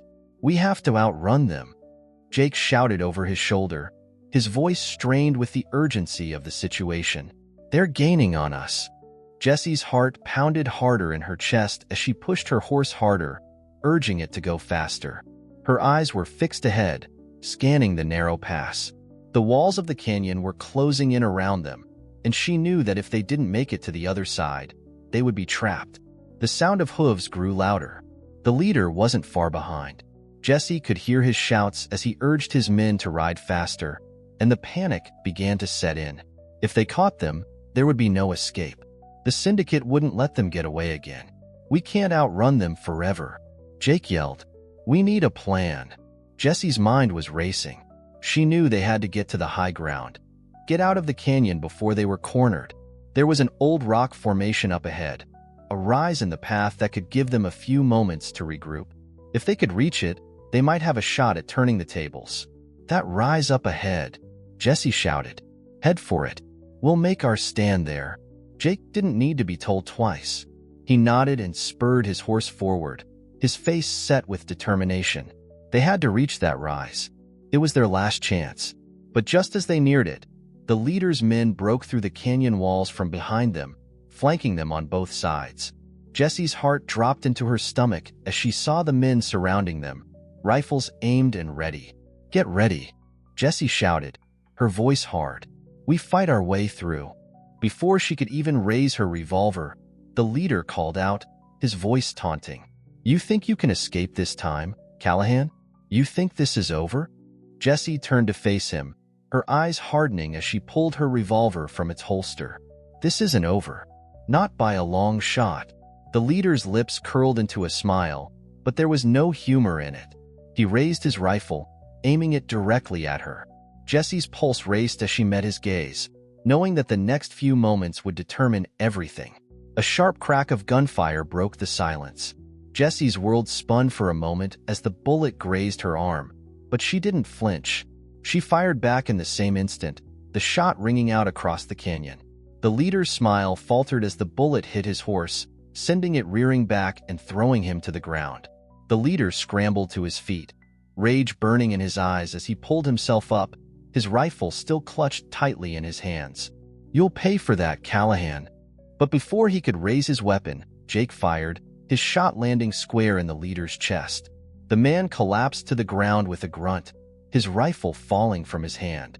The sound of his body hitting the ground echoed through the canyon as the remaining men hesitated, unsure whether to continue the fight. Jessie didn't wait for them to regroup. She spurred her horse forward, her adrenaline pumping. "Move. Now." They rode hard and fast, pushing their horses toward the rise ahead. Behind them, the remaining riders slowly started to fall back, unsure of how to handle the sudden change in momentum. Jessie and Jake had taken down the leader, but the fight was far from over. There were still men chasing them, and they needed to make it to the high ground before they could be surrounded again. The rock formation was just ahead. Jessie could see it now, a natural ridge that offered a clear vantage point. It wasn't much, but it was enough. If they could make it to the top, they could make a stand and pick off the rest of the syndicate's men one by one. Jessie and Jake made it to the top, their horses panting as they slowed to a stop. They were breathing hard, their hearts pounding, but they had made it. They had a moment to breathe, a moment to plan their next move.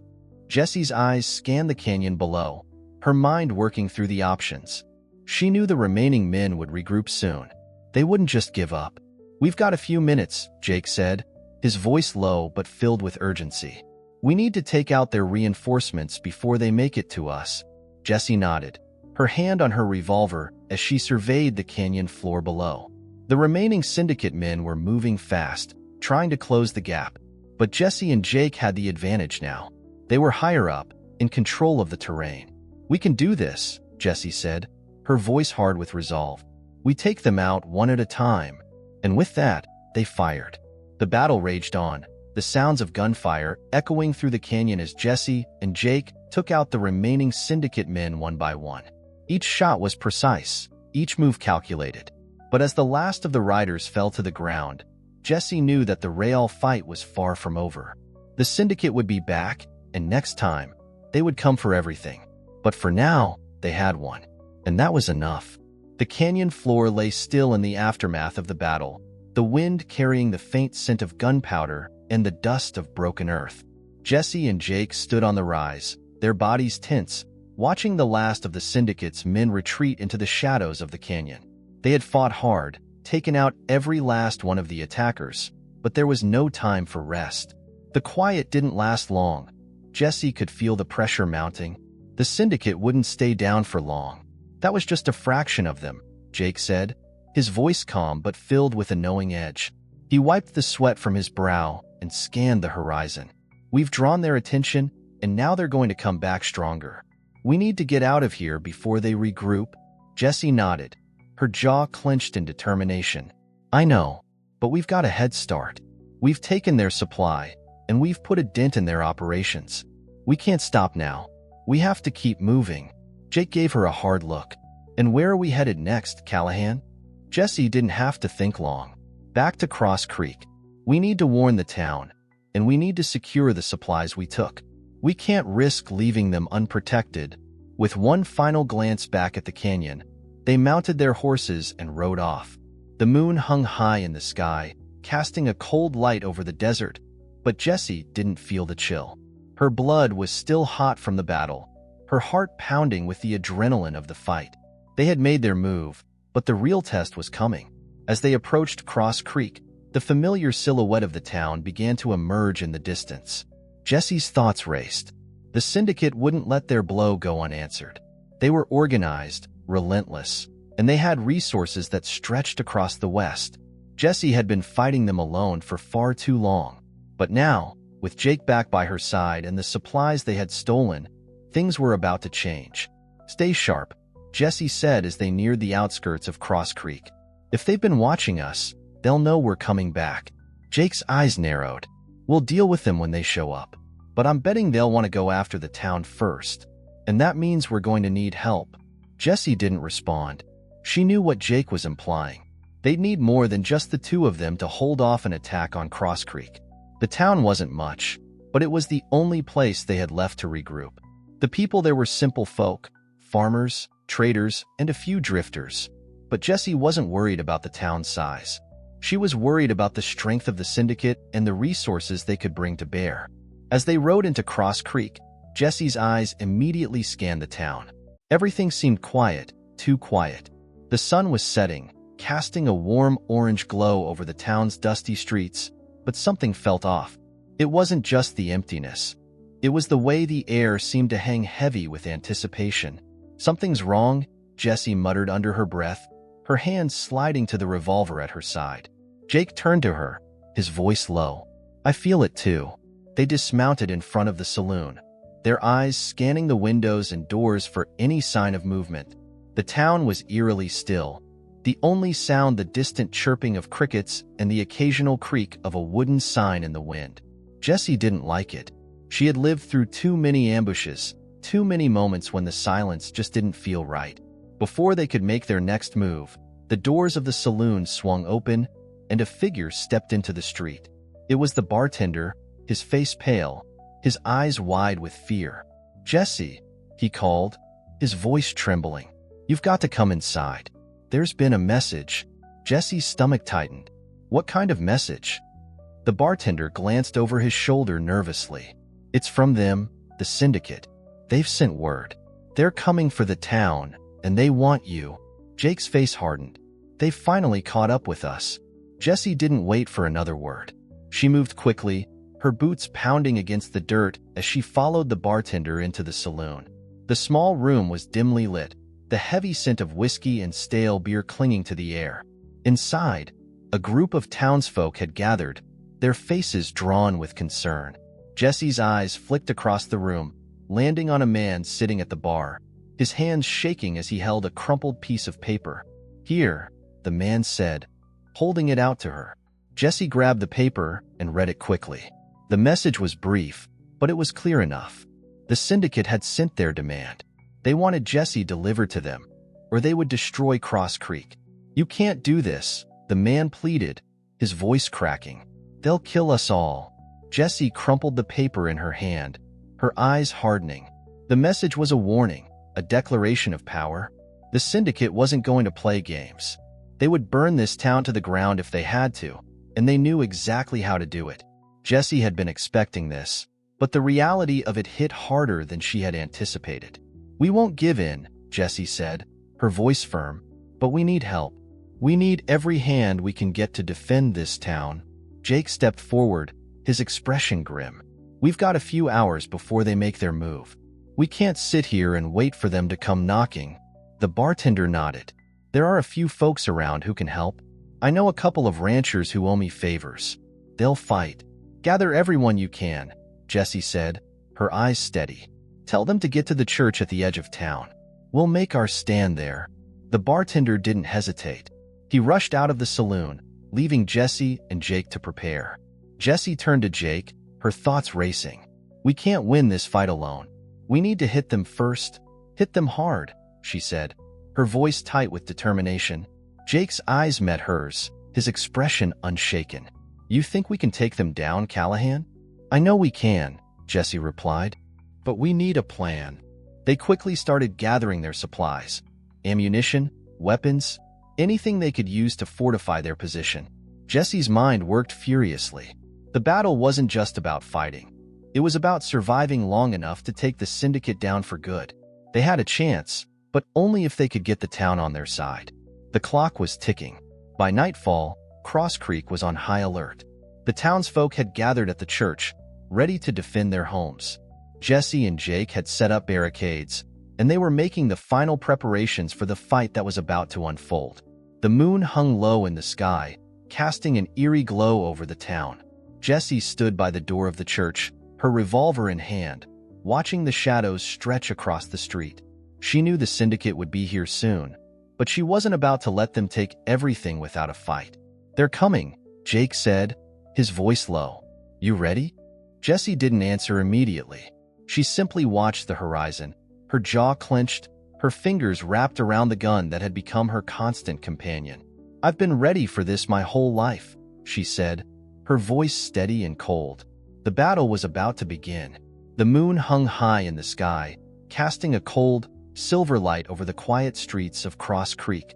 The tension in the air was palpable, the stillness only broken by the occasional rustle of wind through the sparse trees that lined the outskirts of town. Inside the church, the townsfolk gathered, huddled together in nervous clusters, the weight of the impending battle heavy in their hearts. Jessie stood by the doorway, her back to the wooden frame, her eyes scanning the darkened road ahead. She had never been one to wait for a fight. She had always been the one to bring it. But this was different. This wasn't just about her survival. It was about the survival of the entire town. Jake was a few steps behind her, his hand resting on the grip of his rifle. The two of them were the only ones in the town who knew what the syndicate was capable of, who knew the kind of retribution they could bring.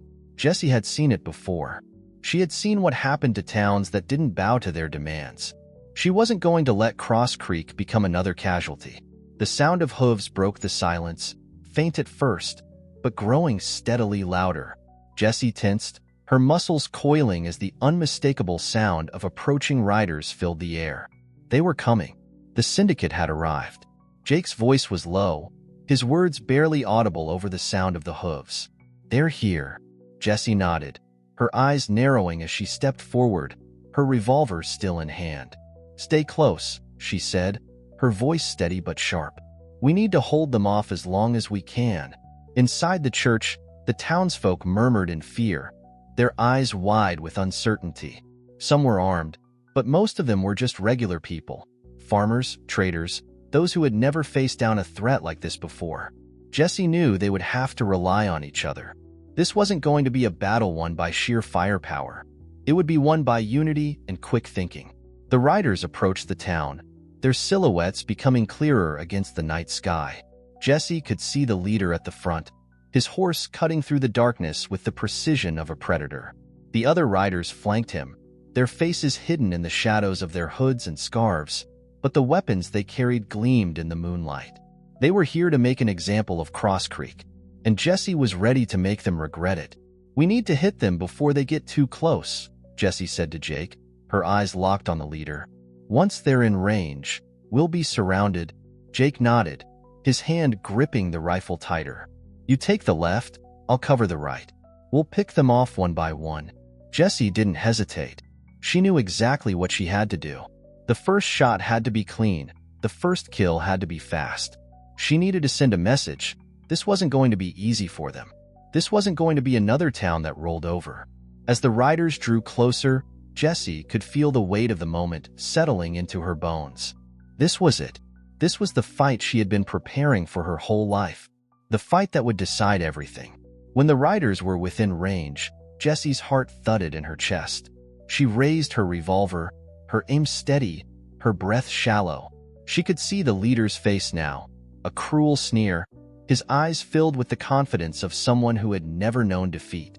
Then, in a single motion, Jessie fired. The shot rang out across the empty streets of Cross Creek, breaking the silence like a thunderclap. The leader's horse jerked back as the bullet struck him in the shoulder. He staggered but stayed upright, his face contorting in pain as he tried to regain control. The rest of the riders froze, unsure of what to do next. "Don't stop now," Jake shouted from the other side of the church. He fired, his shot striking one of the riders in the chest, sending him toppling from his horse. The syndicate's men were disoriented, momentarily thrown off balance by the swift attack. But it didn't take long for them to recover. The leader roared in anger, his voice echoing across the streets as he spurred his horse forward. "Attack! Don't let them get away with this." The riders charged, but Jessie and Jake were already moving, taking cover behind the town's buildings, using the narrow streets to their advantage. The townsfolk fired when they could, but they were outnumbered and outgunned. Jessie knew that if they didn't keep up the pressure, if they didn't make the syndicate feel the cost of their attack, Cross Creek would fall. The battle intensified. Jessie moved quickly, firing at the men as they tried to regroup, picking them off one by one. She could hear the thundering hooves of the horses, the crack of gunfire, the shouts of the riders as they tried to retaliate. But Jessie and Jake were faster. They knew the terrain better, and they were ready for this fight. "Keep pushing," Jessie shouted to the townsfolk. "Don't let them in." But as the fight raged on, Jessie could feel the shift. The syndicate's men were regrouping, starting to work together, coordinating their attack. They were too many. Jessie could hear the sound of reinforcements approaching, the unmistakable sound of more riders coming to join the fray. "They're calling for reinforcements," Jake shouted over the chaos. "We need to finish this now." Jessie's eyes darted across the battlefield, assessing their options. She could see the leader at the front again, rallying his men, urging them to push forward. He was dangerous, and Jessie knew that if he wasn't taken down, he would keep coming. With a burst of adrenaline, Jessie broke cover and sprinted toward the street, her revolver raised. She fired at the leader once more, aiming for his chest. The bullet hit, but he didn't fall. Instead, he grinned, the pain only fueling his rage. "You think you can kill me, Callahan?" he snarled, drawing his rifle. Jessie's heart raced as she ducked behind a nearby barrel, narrowly avoiding a shot that would have taken her down. She had to act quickly. This was her chance. With one last look at the leader, Jessie made a decision. She wasn't going to let him keep them pinned down. She couldn't let him keep hurting the town. She was going to finish this fight. "Jake, cover me," Jessie shouted. Jake fired again, providing the distraction Jessie needed. With one final sprint, Jessie charged toward the leader, her revolver still drawn. The leader turned just in time to face her, but before he could take aim, Jessie was upon him. She shoved him hard, knocking him off balance, and with a quick, precise movement, she pressed the barrel of her gun to his chest. "This is over," Jessie said, her voice steady, cold as ice. The leader's eyes burned with fury, but he didn't move. His weapon was on the ground, his men scattered. "Take him down, Callahan," he spat, but there was no fight left in him. Without a second thought, Jessie pulled the trigger, ending the fight in a single, swift motion. As the leader fell, the remaining syndicate men hesitated, unsure of whether to continue the fight or retreat. Jessie stood over him, her revolver still raised, her breath steady. "Get out of here," she shouted, her voice echoing through the streets. "Now!" The remaining riders, realizing they had lost, turned their horses and fled, retreating into the darkness of the desert. The sounds of hooves faded into the distance, and the battle was over. For now, Jessie stood in the middle of the street, her heart still pounding, her body aching from the fight. But she couldn't relax, not yet. The syndicate had been dealt a blow, but they weren't finished, not by a long shot. She looked at Jake, who was already walking toward her, his face grim but relieved. "We won this round," he said quietly, "but they'll be back. And next time, we'll need more than just a handful of men." Jessie nodded, her mind already working through their next move. "I know, but we've got the upper hand now, and we're not backing down." They had won, but the war was far from over. Jessie was ready for whatever came next.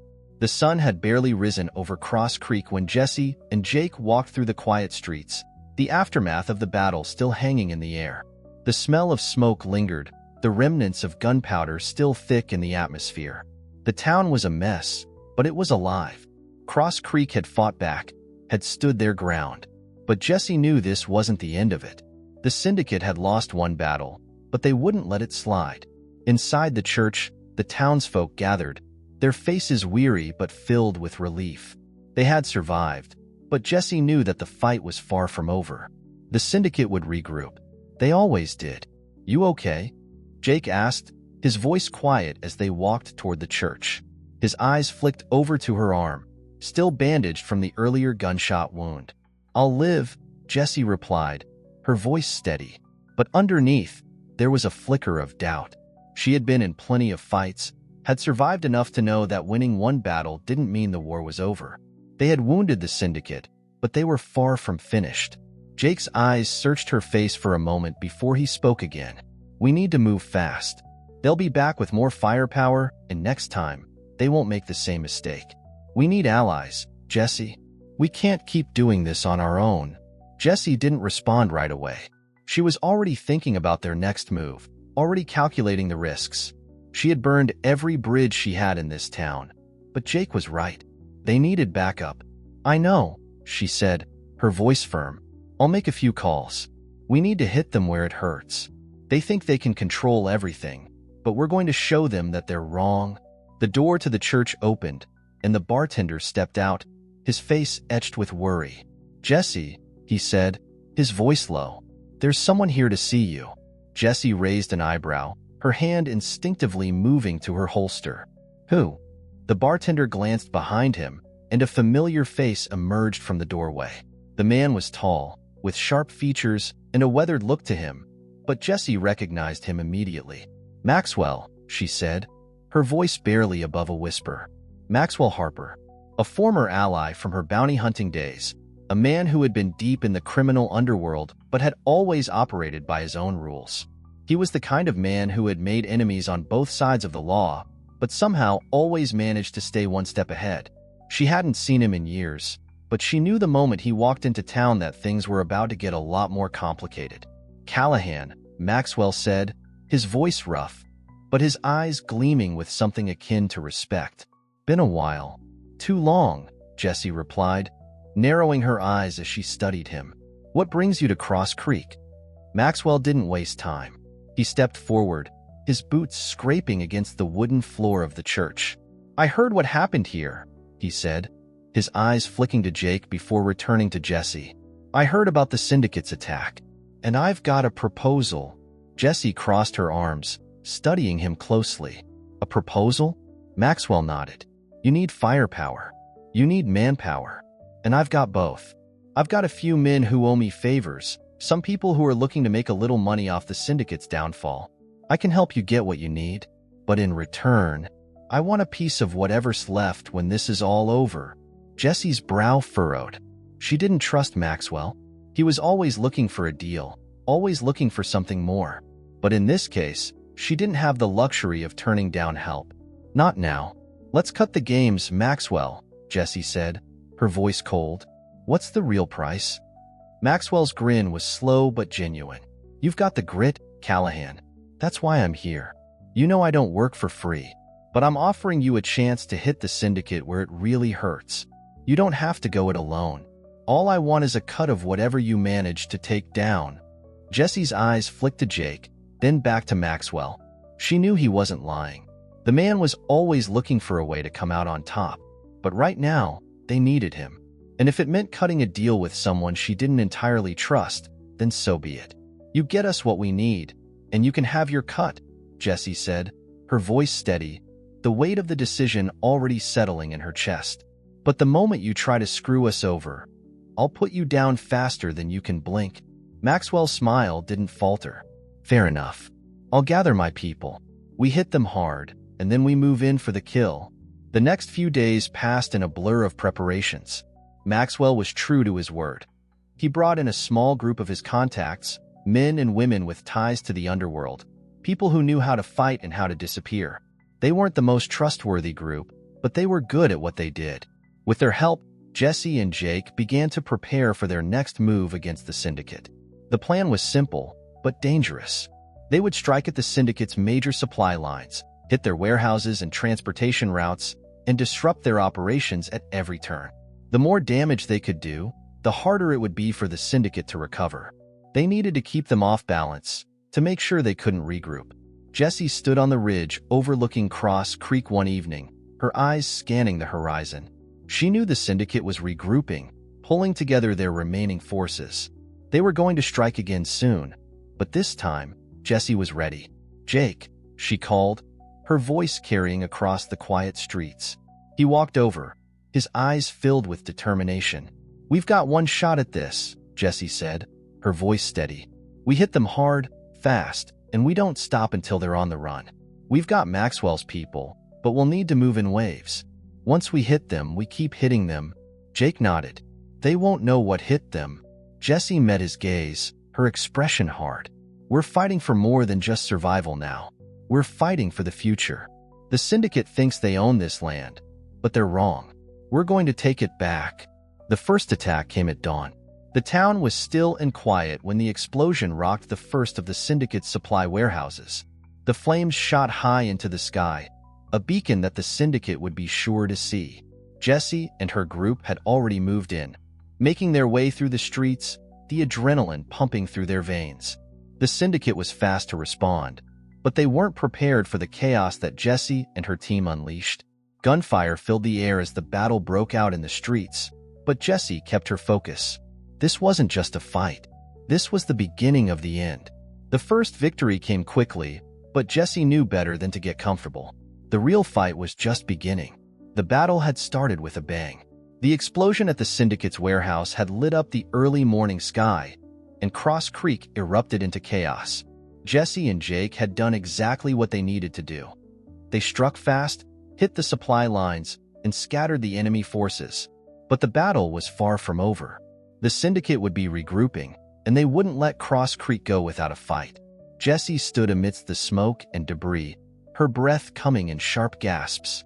The streets were alive with the sounds of gunfire, the cries of the injured, and the frantic movement of townsfolk who had no idea what they were up against. But Jessie wasn't worried. They had the advantage now. If they kept pushing, kept fighting, the syndicate would have no choice but to retreat. "Keep moving," Jessie shouted to the group of townsfolk and mercenaries who had gathered under her leadership. "Don't let them regroup. We take them out now, or we'll be fighting them for years." Jake appeared at her side, his face grim. "We've got more coming. Reinforcements, probably from one of their other camps. If we don't break their hold now, they'll just come back stronger." Jessie's mind raced. Jake was right. The syndicate had always played the long game, and they wouldn't let a little chaos stop them. She needed to hit them where it hurt again, force them into a retreat, and make sure they couldn't regroup. "Get to the east side of town," Jessie ordered. "I'll take the west. We'll create a pincer. Split them up, make them panic." Jake nodded and moved off, his rifle ready as he gathered the group of mercenaries with him. Jessie watched them go, feeling a cold determination rise within her. She knew they were fighting not just for their town, but for the future of everything they'd ever known. If they failed, the syndicate would own Cross Creek and everything around it. She turned toward the west side of town, where the sound of horses could be heard approaching. The reinforcements had arrived. The syndicate had more men, riders, soldiers, and even mercenaries who had been paid to fight. But Jessie wasn't about to let them take the town without one hell of a fight. As she moved toward the barricades on the west side, she could see the riders coming into view. They were still far off, but they were closing in quickly. Jessie took a deep breath, her mind focusing. This wasn't just about winning. It was about breaking the syndicate's will. They had to make it clear that this town wasn't going to bend to their whims. "Ready yourself," Jessie called to the townsfolk who had been training under her leadership. "When they get close, we hit them hard." The riders came closer, and Jessie could see the familiar silhouette of the leader among them, the one who had vowed to wipe Cross Creek off the map. Jessie's heart pounded, but she didn't flinch. This was it. This was their chance to send them a message. The first rider charged forward, and Jessie's revolver cracked the air. Her shot hit the horse's front leg, sending it tumbling to the ground. The rider was thrown off, but before he could recover, Jessie fired again, hitting him square in the chest. The other riders hesitated for only a moment, but that was all it took. Jessie's group opened fire, forcing the syndicate's reinforcements into a retreat. Jessie's men, mercenaries, and townsfolk alike fired with precision, taking down the remaining riders one by one. The sound of gunshots rang out across the west side of town, mixing with the sounds of chaos on the east side. But Jessie knew this wasn't over. The leader's men were regrouping, moving in tighter formations. They had more strength, and they weren't going to go down without a fight. Jessie pulled back behind the barricades, motioning for her men to do the same. "Reload and get ready. This is just the beginning." As the leader's forces retreated, Jessie's eyes were on the horizon. She knew they would come back, and next time, they would bring everything they had. But they had bought themselves time. Time to regroup, to plan their next move. On the east side of town, Jake and his group were engaged in a fierce firefight with another wave of the syndicate soldiers. The mercenaries Jessie had recruited were holding their own, but the syndicate's forces were relentless.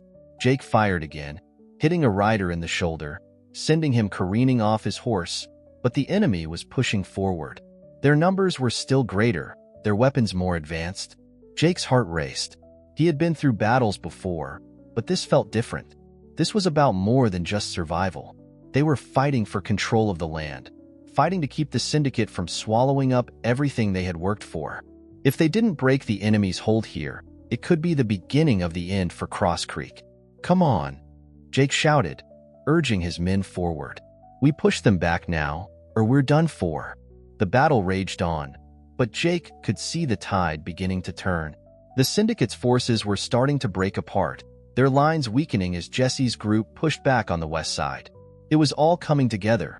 The pressure, the distraction, the firepower. The syndicate had underestimated them, and now they were paying the price. By the time the sun had set, the battle for Cross Creek was winding down. Jessie and Jake's forces had driven back the syndicate's reinforcements, forcing them into a retreat. The streets were littered with the remains of the battle, the fallen, the bloodied, the spent cartridges. The town had taken a beating, but they had held their ground. Jessie stood in the middle of the street, her gun still in hand, her body tired from the fight.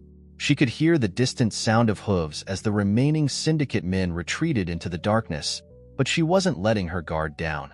This wasn't over. Jake appeared at her side, his face grim but filled with determination. "We've got them on the ropes, Callahan, but they won't stay down for long." Jessie nodded, her gaze fixed on the horizon. "They'll be back. They always come back. We've got a chance to finish this," Jake said, his voice steady. "We've made them bleed. Now, we hit them where it hurts. Take their leadership down, cripple their resources." Jessie turned to face him, her jaw set. "And we will. But we need to move fast. They've seen what we can do. We have one shot to take them out before they come at us full force." Jake met her gaze. "Then we make it count." Jessie's eyes scanned the horizon once more. She knew what was coming. The syndicate would regroup, they would fight back, but they weren't untouchable anymore. Cross Creek had survived today, and Jessie Callahan wasn't about to let it fall now. "We end this," Jessie said, her voice steady and filled with resolve. The Battle of Cross Creek had left its mark, but Jessie knew better than to rest on the victory. The town had held its ground, barely, but it had held, and that was enough for now. The syndicate had suffered losses, but they had retreated only to lick their wounds and plan their next move. Jessie knew it was only a matter of time before they would return with greater force. "We've got a moment," Jake said, his voice low as he walked beside Jessie through the quiet streets of Cross Creek. "But not long. If we don't move quickly, they'll be back with more men, more firepower." Jessie nodded. She didn't need to hear it again. She had already made up her mind. The syndicate's grip on the land had to be severed once and for all. But to do that, they needed to go straight to the heart of the operation. The leaders, the ones pulling the strings. It wasn't enough to keep fending off their attacks. They needed to destroy the syndicate's foundation. "We're going after them," Jessie said, her voice hard with resolve. "We take the fight to their doorstep. No more hiding." Jake glanced at her, a flicker of uncertainty crossing his face, but he didn't say anything. He knew better than to question Jessie when she made a decision. She had led them through every challenge, and this would be no different. But even he could see the magnitude of what they were about to undertake. "How do we even get to them?" Jake asked, his voice tinged with the weight of the situation. "The syndicate's men are everywhere. They've got eyes everywhere. We can't just march in and take them down." "We don't march in," Jessie replied, her eyes narrowing as she thought. "We move quietly, with precision. We take out their supply lines, their trusted men. We make them think we're weak. Make them think they have the advantage." Jake nodded slowly. "And then we strike when they least expect it." Jessie's lips curled into a hard smile. "Exactly. The closer they get to us, the better. We lead them into a trap." That night, they gathered the remaining townsfolk and mercenaries in the church, the dim light from lanterns flickering in the shadows. Jessie stood at the front, her eyes scanning the group. They were tired, many of them wounded, but they were determined. Cross Creek wasn't going to fall, not while they still had the fight in them. "We've made them bleed," Jessie said, her voice carrying across the room. "But they're coming back, stronger. And if we don't hit them where it hurts, we'll lose everything." The room fell silent, the weight of her words settling in. Jessie could see the fear in their eyes, but she also saw something else, resolve. They had fought and survived. Now they needed to finish what they started. "We're not going to wait for them to come to us," Jessie continued.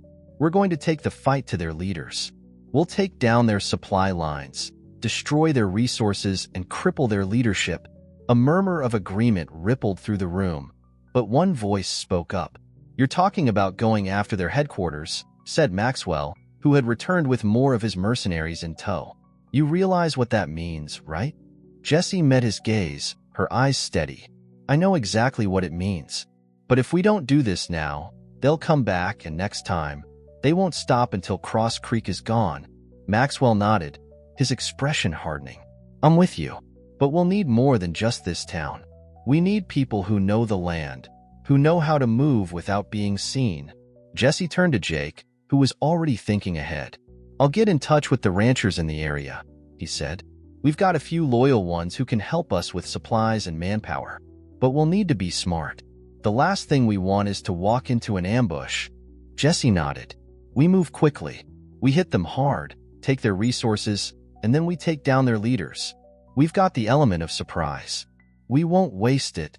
With the plan set, Jessie and her group spent the rest of the night preparing, gathering weapons, ammunition, supplies. The town was ready to fight, and they would need every ounce of courage and strength they had. The next morning, as the sun rose over Cross Creek, Jessie and Jake set out with a small group of mercenaries and townsfolk. They had gathered as much intelligence as they could, and now they were heading into the heart of the syndicate's operations. The journey would take them deep into the wilderness, to a remote area where the syndicate's headquarters was rumored to be located. It wasn't easy to find, and it wasn't easy to get to, but Jessie wasn't backing down. The ride was long and grueling, the landscape changing from flat plains to jagged hills. Jessie kept her eyes on the horizon, her mind focused on the task ahead. They were going into enemy territory, and there was no turning back now. As they neared their destination, Jessie gave the signal to halt. She turned to the group, her expression hard. "This is it," she said. "We'll split into 2 teams. One group will take the North Ridge, the other will cover the southern approach. We'll converge on the syndicate's headquarters and hit them from both sides. No mistakes." Jake nodded, his hand resting on his rifle. "We move fast. We take out their guards first, then we hit the main compound. We don't give them a chance to regroup." Jessie met his gaze, her eyes steady. "Once we're inside, we take down their leaders. No mercy." The group moved swiftly, splitting into their respective teams. Jessie led the northern group, her mind already working through the plan. She knew they couldn't afford to make a sound. Every movement had to be calculated, every decision made with precision. The syndicate was powerful, but they were also arrogant. They thought they were untouchable, and Jessie was going to prove them wrong. As they reached the outskirts of the compound, Jessie's heart pounded in her chest. They were close. So close. She motioned for her team to stop, her eyes scanning the area. There were guards posted on the perimeter, their attention focused outward. This was their chance. "On my mark," Jessie whispered. "We move in." Her heart was racing now, but her body was steady. This was the moment she had been preparing for. The battle wasn't just about survival anymore. It was about ending the syndicate's reign once and for all. At Jessie's signal, they moved. The battle was fierce, swift, and brutal. Jessie's team infiltrated the compound, taking out the guards with precision, their movements seamless and calculated. The sounds of gunfire echoed through the compound as the 2 teams converged, and Jessie felt a surge of adrenaline. They were almost there. They reached the main building, and Jessie's breath caught in her chest. This was it, the heart of the syndicate, the place where their power was forged. The leaders were inside, and Jessie knew that if they could take them down, the syndicate would crumble. But just as they moved toward the doors, Jessie heard a voice from within. "You think you can just walk in here and take us down, Callahan?" The voice was familiar, cold, mocking. The leader. Jessie's grip tightened on her revolver. "This ends now," she said, her voice steady. The doors burst open, and the final confrontation began. The doors to the main building of the syndicate's headquarters crashed open with a violent swing, and Jessie's heart pounded in her chest. There, standing in the dim light of the hallway, was the leader. His eyes burning with cold fury as he raised his rifle, the muzzle aimed directly at her. "You think you can walk in here and destroy everything we've built?" The leader's voice was low, a twisted sneer curling his lips. "You don't know who you're dealing with, Callahan. This is bigger than you. This is bigger than Cross Creek. This is an empire." Jessie's grip on her revolver tightened as she stepped forward, her body steady despite the blood roaring in her ears. "Your empire ends today," she said, her voice unwavering. She raised her gun, her eyes locking with his. "You had your chance. Now you'll pay for everything you've done." The leader's eyes narrowed, his lips pulling back into a sneer as he stepped into the light. Behind him, a few of his men emerged from the shadows, their weapons drawn, ready to fight. Jessie didn't flinch. She had been preparing for this moment for a long time. This was the fight she had been waiting for. She motioned for her team to spread out. They moved quickly, positioning themselves at strategic points around the room, ready to cover her if needed. Jake was at her side, his rifle raised, but Jessie's focus was on the leader. There was no turning back now. The leader smirked. "You really think you can stop us? We own this land, Callahan. We've got the law in our pockets, the military under our thumb. You're just a small-town bounty hunter. What are you going to do against that?" Jessie's eyes never left his. "I've spent my life taking down men like you," she said coldly. "You're not untouchable." Without warning, the leader fired. The shot rang out, and Jessie dove to the side, narrowly avoiding the bullet as it whizzed past her. She returned fire immediately, her bullet hitting one of the men at the leader's side. He collapsed to the ground with a sickening thud, but the rest of the syndicate's men weren't about to let up. The room erupted into chaos. Gunfire echoed in the tight quarters, the crack of rifles and pistols filling the air. Jessie was moving, ducking behind cover, firing at the enemies who dared to step into her line of sight. She could hear the sounds of battle around her, the clash of metal, the shouts of pain and anger. But her eyes were focused only on the leader. This was their moment, their final chance to break the syndicate's hold. Jake's voice cut through the chaos. "Move in. We've got them surrounded. Push forward." Jessie darted out from behind the pillar she had taken cover behind, her revolver raised. She fired again, hitting another of the leader's men in the shoulder. He screamed and fell, his rifle clattering to the floor. But the leader wasn't backing down. He had moved deeper into the building, taking cover as he tried to make his next move. Jessie's team was closing in, but she wasn't about to wait for him to regroup. She pushed forward, her mind focused, her body reacting instinctively.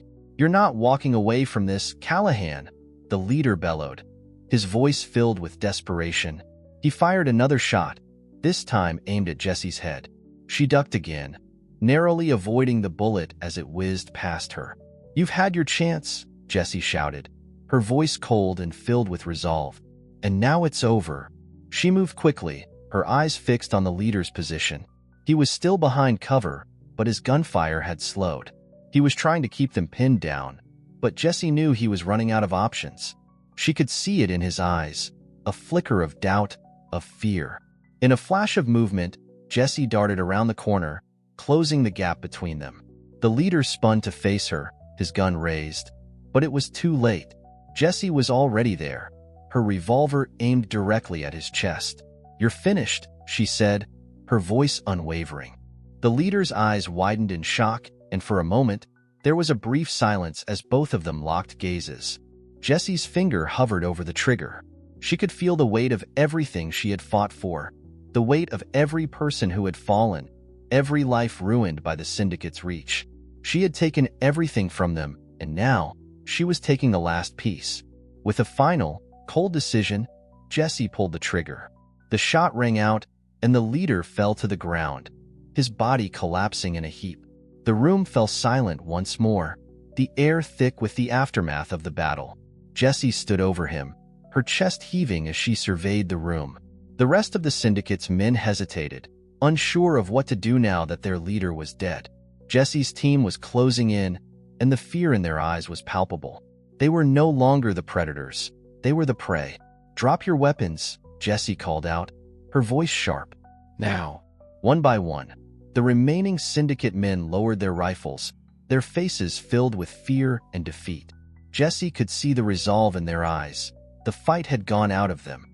They knew they had lost. But Jessie wasn't done. Not yet. She motioned for her men to secure the prisoners, her eyes scanning the room for anything else of value. This wasn't just about killing their leader. It was about crippling the entire operation. She needed answers, and she wasn't going to stop until she had them. "You think we're the only ones left?" One of the remaining men sneered, his voice trembling with fear. "There are others, more powerful, more dangerous. You can't stop what's coming." Jessie stepped forward, her gaze hard. "Maybe, but we've stopped you. And that's all that matters right now." She turned to her team, her voice cold.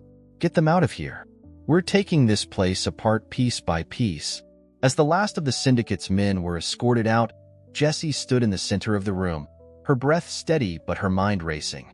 The leader was dead, but the syndicate's grip on the region was far from finished. There were more of them out there, more waiting for the right moment to strike. But today, Jessie had one. And that was enough for now. "Jake," she called, her voice steady. Jake appeared at her side, his expression grim. "It's done." Jessie nodded, but her eyes were distant, her mind already on the next fight. "We've won the battle, but the war's not over. We need to keep moving." She turned and walked toward the exit, her mind already focused on the road ahead. The syndicate may have been dealt a blow, but Jessie knew they weren't finished yet. And as long as they were out there, she would keep fighting. For Cross Creek, for the people who had trusted her, for herself. The morning after the battle was a quiet one. The sun was still low on the horizon, casting long shadows across Cross Creek as Jessie stood at the town's edge, looking out over the expanse of land. The air was cooler now, a crispness settling in that came with the end of a hard fight. The sound of hammers and saws echoed through the streets as the townsfolk began repairing the damage, boarding up windows, patching up walls, reinforcing doors. Despite the damage, despite the bloodshed, Cross Creek was still standing. And that was all that mattered. Jessie had fought many battles in her life, but none had felt quite like this. This wasn't just another job, another town to liberate. This was personal. The syndicate had killed her friends, torn her crew apart, and left scars that still haunted her. But now, for the first time in years, she felt a flicker of hope. The leader of the syndicate was dead, and the rest of them had been forced to retreat. It wasn't over, but it was a start. Her thoughts were interrupted by the sound of footsteps behind her. She turned to see Jake walking toward her, his face still set with the hard lines of someone who had seen too much. But his eyes were different today. Softer, maybe. He had always been a man of action, but there was something more in him now. He was more than just a survivor. He was a man who had found a reason to fight again. "How's the town holding up?" Jessie asked, her voice steady but tinged with exhaustion. "Better than I thought," Jake replied, looking back toward the church where most of the injured had been taken. "A lot of damage, but the people are resilient. They're not going to let the syndicate tear them apart. Not without a fight." Jessie nodded, her eyes scanning the horizon once more. "They'll try again. They won't just give up." Jake's voice dropped slightly. "We're not just fighting for Cross Creek anymore. We're fighting for everyone they've hurt, everyone they've tried to control." Jessie didn't need him to explain further. She already understood. The fight wasn't just about stopping the syndicate here, in this town. It was about sending a message, about breaking the chains that had held so many towns, so many people, under their thumb. The war was far from over, but she had the firepower now. She had the resolve. "We'll need to keep moving," Jessie said. "We can't let them regroup. The longer we wait, the stronger they get." Jake glanced at her, his brow furrowing. "Where do we go next? The syndicate still has connections everywhere. They're not just going to vanish." Jessie turned to him, her eyes hardening. "We go after their next big operation. We take out their resources, their supply routes. We make it impossible for them to continue what they've started." She paused, her thoughts racing. She had already seen the cracks in their empire. The syndicate was vast, but it wasn't invincible, and Jessie wasn't going to stop until they had nothing left. She had a plan. She would take them down piece by piece, like peeling back the layers of a rotten apple until there was nothing but the core left. "We hit them where it hurts," Jessie continued, her voice low but filled with purpose. "Their finances, their networks. And we keep their leaders in constant fear. We'll make it clear they're not in control anymore." Jake nodded, the weight of the mission settling into his shoulders. "I'm with you. I know we can do it, but we need to keep our people safe. Cross Creek can't fight this battle alone." Jessie looked over her shoulder at the people moving about in the town, each of them carrying the scars of the battle, but each of them standing tall. "We don't fight alone anymore. We fight together. And together we'll take them down." The following days were a whirlwind of planning, coordination, and preparation. Jessie's team worked tirelessly, moving quickly to gather intelligence on the syndicate's next moves. They had already dealt a blow to their leadership, but Jessie knew that the real fight lay ahead. The syndicate would regroup, find new ways to stay in control. And when they did, Jessie would be ready.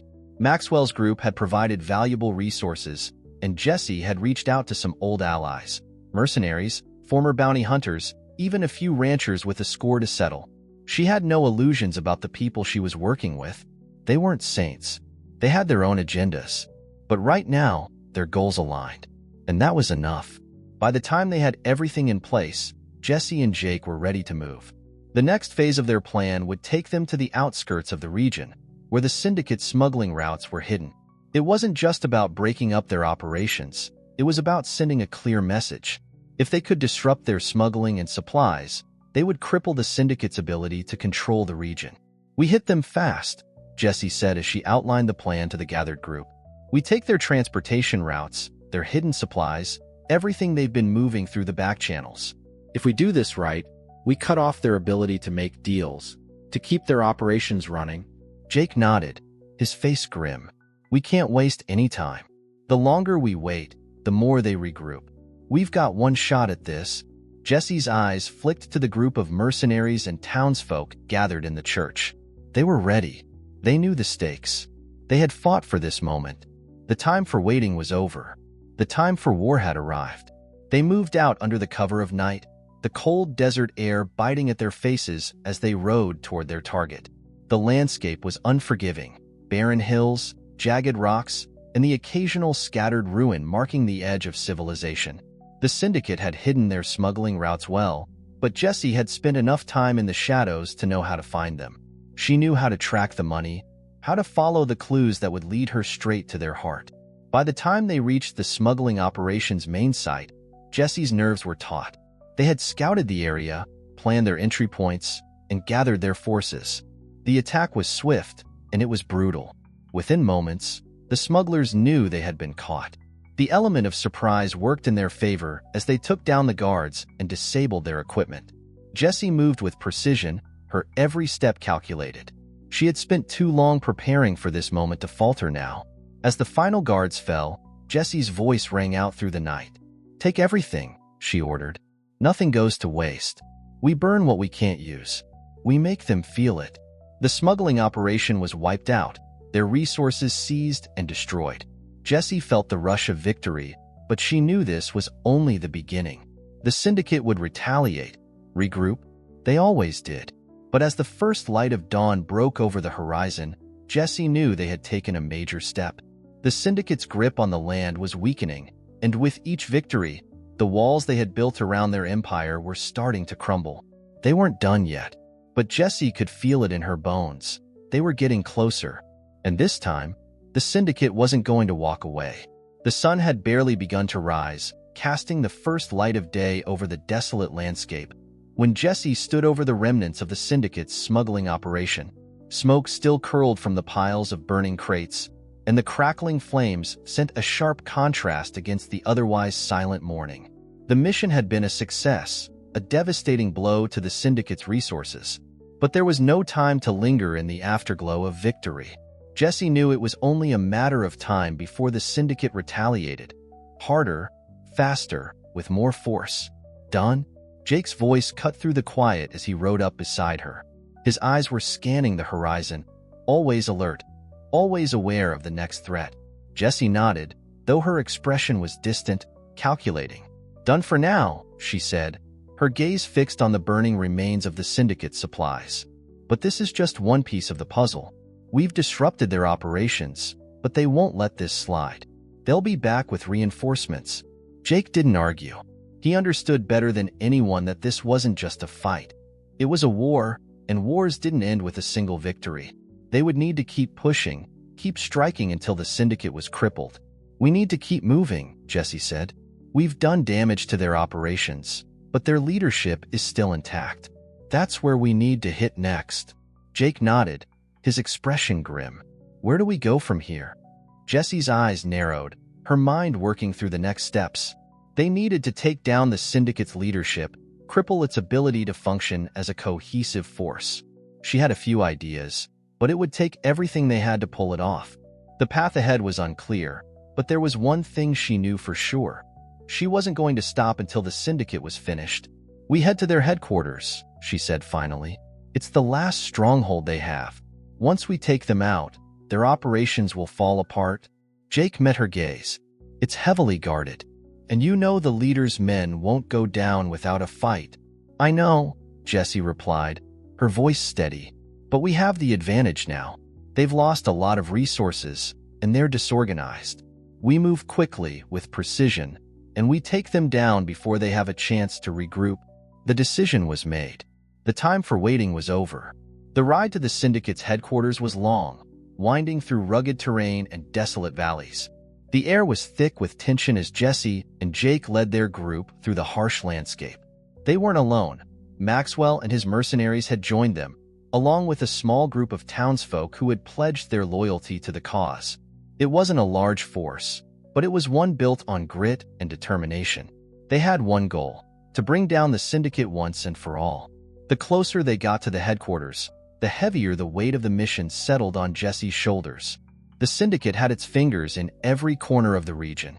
They controlled everything, from the law to the black market, and if Jessie and her group failed now, Cross Creek would fall into their hands forever. There was no turning back.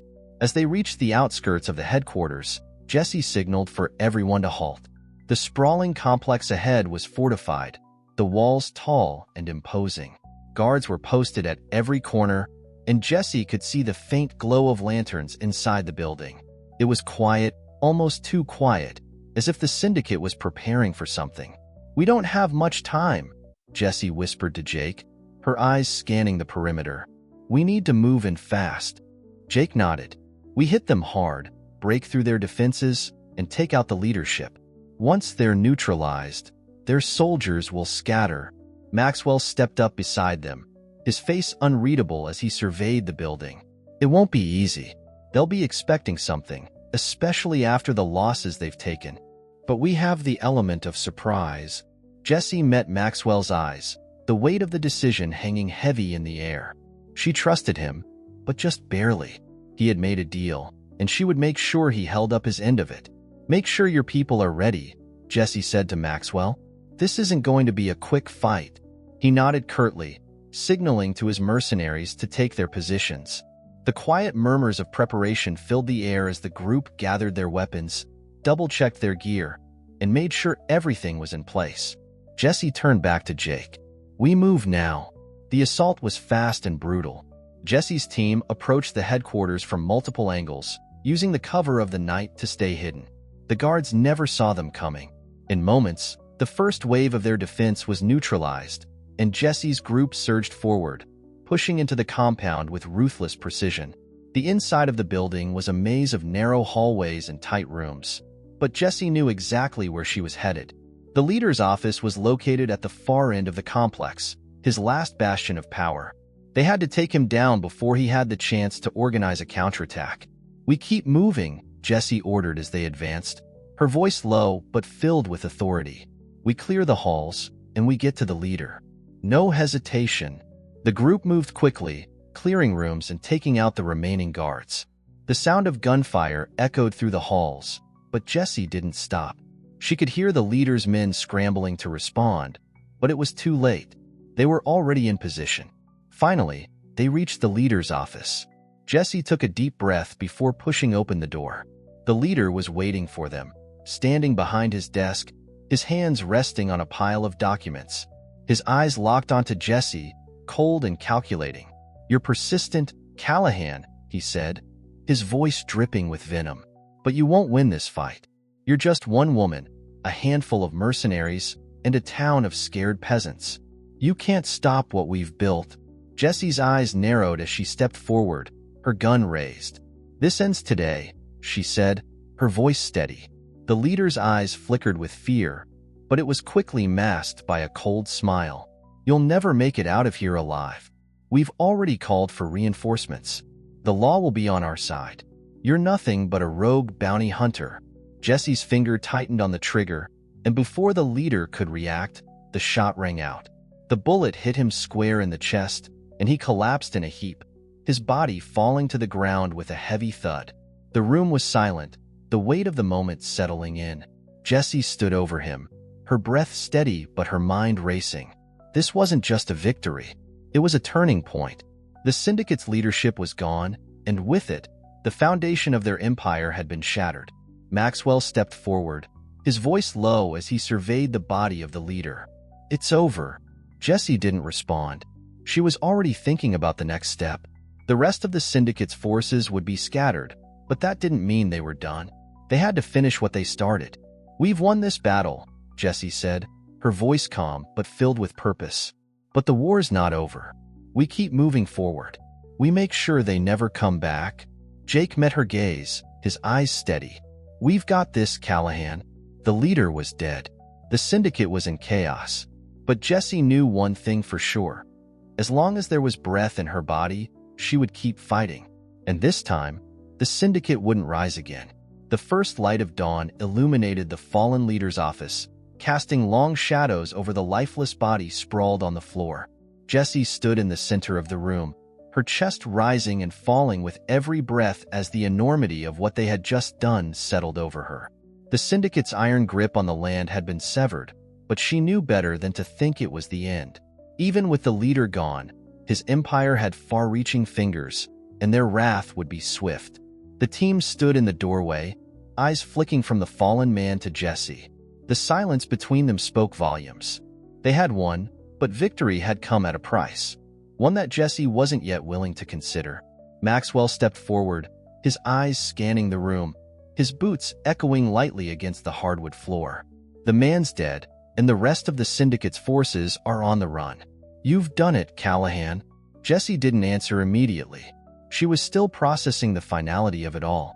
The leader, who had once been so full of arrogance and power, was now nothing but a corpse, sprawled lifeless on the floor. A small, fleeting victory, perhaps. But Jessie knew that it wouldn't be long before the void left by his death was filled with someone else's ambition. The syndicate wouldn't fall that easily. "We need to make sure the rest of them scatter," Jessie said, her voice low but filled with resolve. "We can't just leave this room and think the job's done. They'll regroup. They'll retaliate." Jake, ever the realist, stepped up beside her. "You're right. The big boss is dead, but the rest of them are still out there. They'll try to take back what they've lost." Maxwell raised an eyebrow, his tone amused. "If you're thinking about taking down the whole syndicate, you've got a lot more work ahead of you. They've got arms in every direction. You'd need more than a handful of mercenaries to do that." Jessie's gaze hardened, her fists clenching at her sides. "I know exactly what I need." Turning away from the body, she moved toward the desk. Papers were strewn about the place, contracts, maps, and notes left behind in a hurried scramble to cover up the syndicate's operations. Jessie sifted through them quickly, her fingers landing on a map of the region. Locations, routes, and hidden caches marked in red ink caught her eye. The syndicate's plans were laid out before her, every detail in plain sight. "These are their supply lines," she murmured, more to herself than anyone else. "They've been operating out of the old mines, the ones north of here. And there's a facility. Here." She tapped the map, her finger tracing a section near the border. "It's isolated, secure. They've been moving a lot of their weaponry and assets there." Jake leaned over her shoulder, his eyes narrowing at the map. "And that's where we go next?" "That's where we hit them next," Jessie confirmed, her eyes locked onto the marks on the map. "We take their supplies, their weapons. If we cripple their resources, we'll stop them from rebuilding." Maxwell stepped closer, his expression calculating. "You're talking about going after their last stronghold. It won't be easy." Jessie looked at him, her gaze unyielding. "It's the only way." The plan was set. By mid-afternoon, Jessie and her team were back on the move, heading toward the old mines where the syndicate had stashed its most valuable resources. The location was isolated, tucked away in the mountains, an ideal place to hide from prying eyes. But not anymore.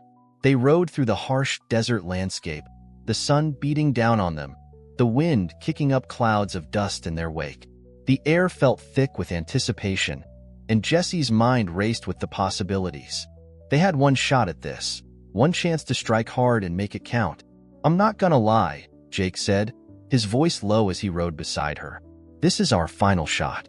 If we don't take them out here, they'll rebuild. And the next time, they'll come for us with everything they've got." Jessie's lips curled into a hard smile. "Let them come. We've got the element of surprise. Maxwell's voice cut in, his tone sharp. They've got the high ground, and the facility's well protected. If you think you can just stroll in and take them down— Jessie interrupted him, her voice cold and unwavering. We're not strolling in. We're taking it by force. Fast and clean. They approached the mountains as evening set in. The shadows stretched long across the landscape, but Jessie wasn't slowing down. They rode for hours, pushing their horses to the limit, until they saw the faint silhouette of the facility in the distance. It was heavily guarded, as they had expected. The outer perimeter was surrounded by a high wire fence with guards stationed at intervals. But the element of surprise was still on their side. Jessie's team dismounted and began to circle the facility, moving with the kind of precision that had become second nature to them. On my mark, Jessie whispered, signaling to the others. We breach the gate and take them out fast. No hesitation. The team positioned themselves in key spots, silently preparing for the assault. Jessie's heart pounded in her chest. She had led them this far, and she wasn't about to fail now. This was the last step. Take out their resources, make the syndicate's leadership scatter, and then, maybe, just maybe, the land would be theirs again. The signal was given, and Jessie sprinted toward the fence, cutting the lock with a sharp blow from a crowbar. The gate creaked open, and the team poured through in a flurry of motion. Gunshots rang out as the guards reacted, but it was too late. They were outnumbered, and Jessie's team moved like a well-oiled machine, taking down the enemy with ruthless efficiency. Maxwell's mercenaries were quick, clearing the immediate area while Jake and Jessie pushed forward toward the main building. Inside, crates of weapons and supplies were stacked high, waiting to be moved. We've got their entire operation, Jessie muttered, scanning the room. Let's make sure they never use this stuff again. Within minutes, they had set explosives, taking out everything they could. Jessie's team moved swiftly, clearing rooms and setting charges at key points. The sound of footsteps echoing in the corridors made her skin prickle. Reinforcements were on the way, but they weren't going to make it in time. Get ready to move out, Jessie shouted, her eyes scanning the clock. They had a few minutes before the explosives went off. The team retreated, taking cover outside the facility, watching as the smoke began to billow from the building. The explosion rocked the ground beneath them, sending a plume of fire and debris into the air. Jessie felt the heat of it on her face, but she didn't flinch. The syndicate supplies were gone, their weapons destroyed. Jessie turned to her team. We're done here. Let's get back to Cross Creek before they realize what happened. As they rode back toward the town, Jessie couldn't help but feel a flicker of satisfaction. They had done it. The syndicate's operations were in disarray, their resources destroyed. But the war was far from over. They had struck hard, but Jessie knew they couldn't rest. There were still factions out there, remnants of the syndicate waiting to pick up the pieces. But for the first time in a long time, Jessie allowed herself a moment to breathe. They had won. They had pushed back the storm. And for Cross Creek, that was enough, for now. The ride back to Cross Creek was slow, the tension in the air palpable. Jessie, Jake, and the rest of the team had dealt a crushing blow to the syndicate's operations. Their supplies were destroyed, their weapons stolen, their grip on the region weakening. But even as the distant smoke of the explosion still lingered in the air behind them, Jessie knew better than to think victory was assured. The war was far from over, and the real challenge was only just beginning. Cross Creek came into view as the sun began to dip below the horizon, its small silhouette rising against the dusty expanse of the desert. The town, once a beacon of fear and uncertainty under the syndicate's rule, now stood proudly as a symbol of resistance. But Jessie knew that as long as the syndicate existed in the shadows, their victory would always be temporary. We did it, Jake said quietly, his voice filled with both exhaustion and disbelief. We really did it.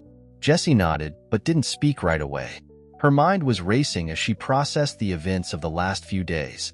The syndicate had lost its stronghold, but its reach was still vast.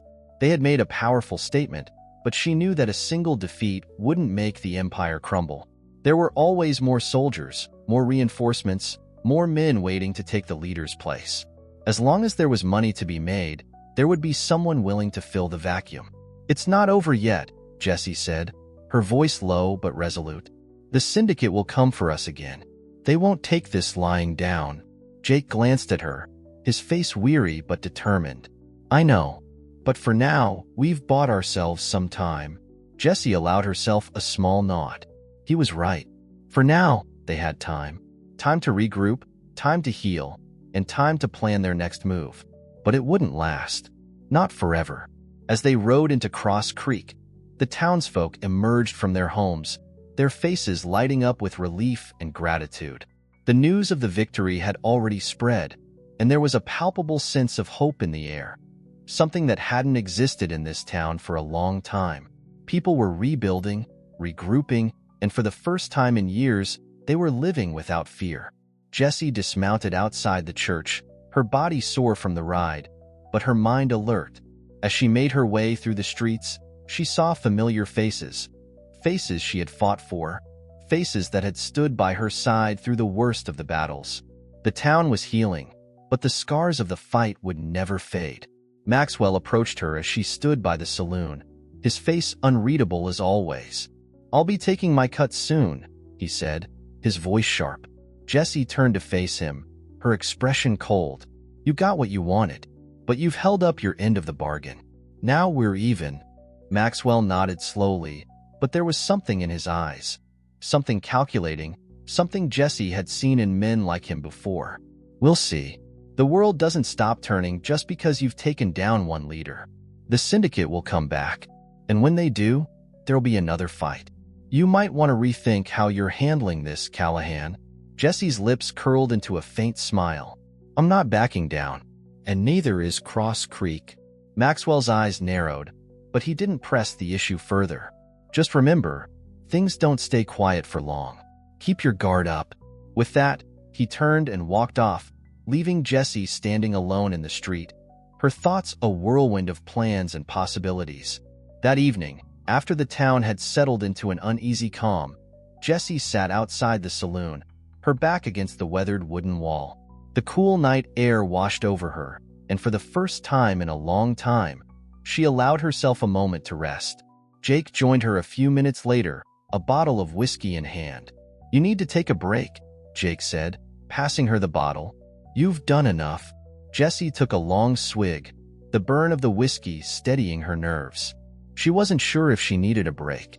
She had been in this fight for too long, and every battle seemed to bleed into the next. But she couldn't keep pushing herself forever. Maybe, she replied, her voice distant, but there's still so much to do. The syndicate will come back. They always do.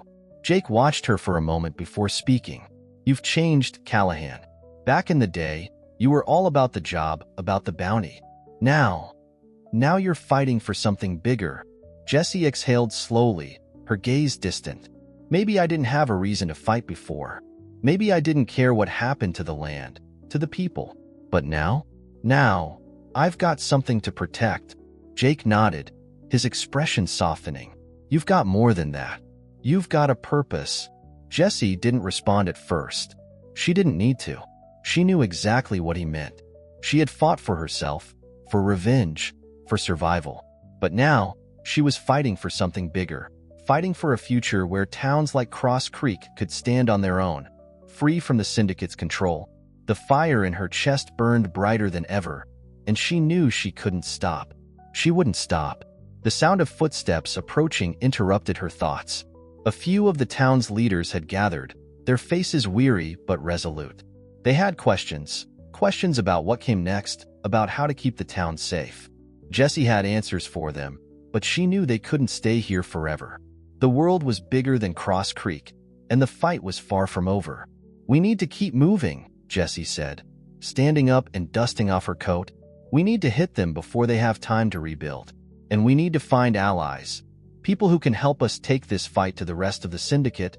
Jake stood beside her, his voice quiet. And you won't stop until they're gone, will you? Jessie met his gaze, her eyes burning with the same determination that had carried her through every fight, every loss. No, I won't stop until the syndicate is nothing but a memory. The town may have won this battle, but Jessie knew better than anyone.